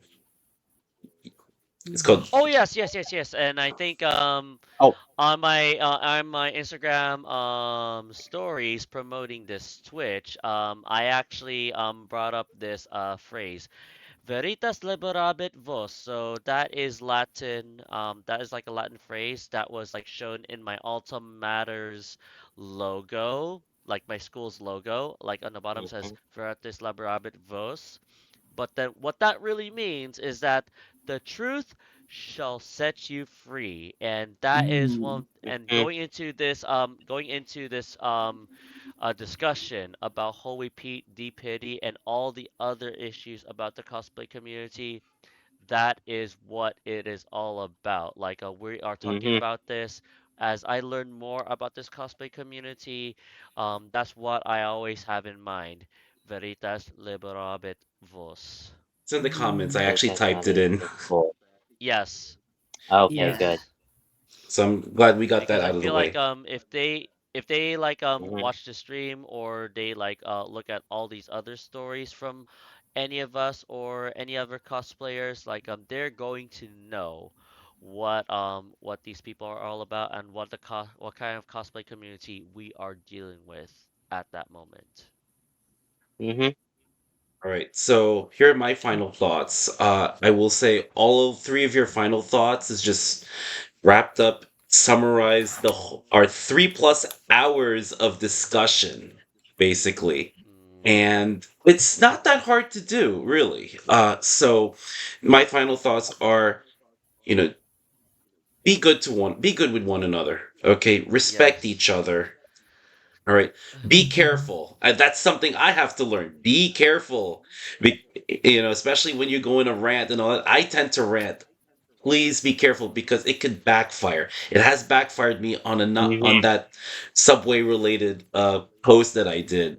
I forgot how long ago it was, but again, it's not related to cosplay, but you know, it does have it's indirectly related how, if you do something that's offensive that's within the cosplay community, that's gonna hurt you. And it's not limited to just your cosplay credibility. It's also outside of the cosplay community that could affect you. Mhm. So be good with one another, take care of yourself, respect one Mhm. another, be careful about what you post. All right. Be a Right. responsible person. Okay. And what I mean be responsible is you have to take care of yourself and you have to make sure you take care of other people and be respectful. So if you owe someone money, for example, you have to do your share. If if someone needs help, for example, you do what you can to be there. All right. Mhm. And for those who are suffering going through that, listen to that. Listen to them. If you're able to. All 100%. right. What the more good deeds we do within the cosplay community will help make the cosplay community not only grow but be more inclusive to everyone. And it Mhm. won't shun any more Yes. people, and it won't lose more people, because now we're losing people in the cosplay community. And we want to let people know that the cosplay community is a great place to not only to have fun but also learn new things. So I could pick brains with Megu if I want to learn some, sewing, how to make a cosplay, how to sew, for Some example, crafting. and Yes. crafting. Yeah. Or you can pick my brains because, I'm a pharmacist, so if you get sick, maybe I have some recommendations. Mhm. Cosplayers come from all walks of life, okay? When we Mhm. Mhm. make this Mhm. inclusive with everybody, not only you have fun, but we also grow together if we treat each other with respect and we're good with one another, in my opinion. Mhm. And Yeah. so the goal uh, of doing this episode, even though it's kind of all of a sudden, we wouldn't be doing this episode if those two didn't post that. So I have to say, the reason why Yes. we're all here, the four of us, and I want to thank each and every one of you for making the time. I know we hit more than 3 hours, but it was a really great conversation. Yeah. Hey, we did it. It Yeah. really is. Mhm. I hope people who are watching this, and I hope you know people who will watch it once it's being posted on YouTube. I hope that they can take a lot from this. I know I've learned a lot from this episode, and I hope people are more aware of what they're going to do, more aware of what more aware what how other people feel, how other people are. I hope I hope this can help. Hmm. Make just at least reduce all this toxicity. We can't have this. We came here to get away from all the toxicity. Now we're making toxicity in the cosplay community. We can't do that. So the reason why we did this is a way for to help people find solutions. And also I hope this episode also And inspires and motivate people to speak up. Go ahead, Ryan. Mm-hmm. and also just to add on here, Dean, to make smarter decisions when you go to create Yes. content and it just Mm-hmm. blows up in a negative way. Yes, I 100% agree, especially in Hmm. a world Yeah. where we have Hmm. TikTok and Instagram Reels or YouTube Shorts or Yeah. whatever. Hmm. Be very careful with the kind of content that you Facebook, create. Twitch, Twitter, Yeah. all of it. Everything. And So many. Once this up once it's up there, it's there forever. Even if you try to take it down. Yes. Like so you have to be very careful what you hmm post. Mm-hmm. right. Oh yeah. So where can we find you? I know on the slide we only have the Instagram handles, but I know some of you have. I know myself included. We have multiple social media handles. Yeah. Multiple social media on I like call it networks or sites. Mm-hmm. So where can we find you? Yeah. All of you. Who wants to So start? so you can find me, yeah, you can find me Stardust Megu, not only Instagram but also Twitter. I refuse to call it X. It's Me still too. Twitter. Yes. Yes. You can also find me on Facebook, on Threads, and Blue Sky, and I am on TikTok as well. Mm-hmm. So just type up my name on any of those social media, you'll easily find me. All Stardust underscore Megu, right? Yep. Okay. But then And Found TikTok, you there's no already. underscore, but everything else there's an oh, underscore. okay. So for TikTok, it's start. So I'll just write this down. TikTok, Yeah, it's just it's it's Stardust just Megu. Stardust Megu with no underscore. But then all Yes. the other all the other parts there's underscores because they don't accept underscores I on actually did not their know for their that. username. Yeah, yeah. All right. So who's next? Who wants to share their socials? I only have two, and I'm on Instagram and Facebook. My Instagram name is Ryan Factum, but Mm-hmm. on my Facebook it's Ryan Eisenbraun. It's really just a very difficult last name to spell. Mm-hmm. All Hmm. right, Alrighties. Nikki. Um, I'm highly active on Instagram with the handle name of Runner. Used to be DJ Nickism, and again, I changed my handle from DJ Nickism to Runner. I'm highly active on Instagram. I'm highly active on Twitter. I'm highly Mm-hmm. active on TikTok. I am seldom active on TikTok, but you'll still find me over there. I do Twitch streaming as well under Yes Runner once again. And I think that is pretty much all the social handles that you'll most likely find me on. But most of all, find me on Instagram. I'm All highly right. active over there. Yep. All right, very Hmm. good. So for my social media handles, it's up there if you're watching the second device. It's in the subway sign. Hmm. So I'm more active on Instagram. So I post more posts there. That doesn't make sense. No, I'm more active in Instagram where I post a lot of stories and I post a lot of things on the feed. There we go. YouTube, same thing. Wild Goldine as well, as you can see over there, and you'll Hmm. see a lot of my panels. You'll see this episode come up shortly later tonight, and you'll see me record my friends' panels, and then you'll see my other Twitch streams, all that stuff. And there is Twitter. I will not say X. Okay, sorry, Elon. Okay, so Yes. No, you will no. see me It's all Yeah. rant. good. It's all good. You will see me Let him rant suffer. Let about him the suffer. subway, about my anxiety train on Twitter.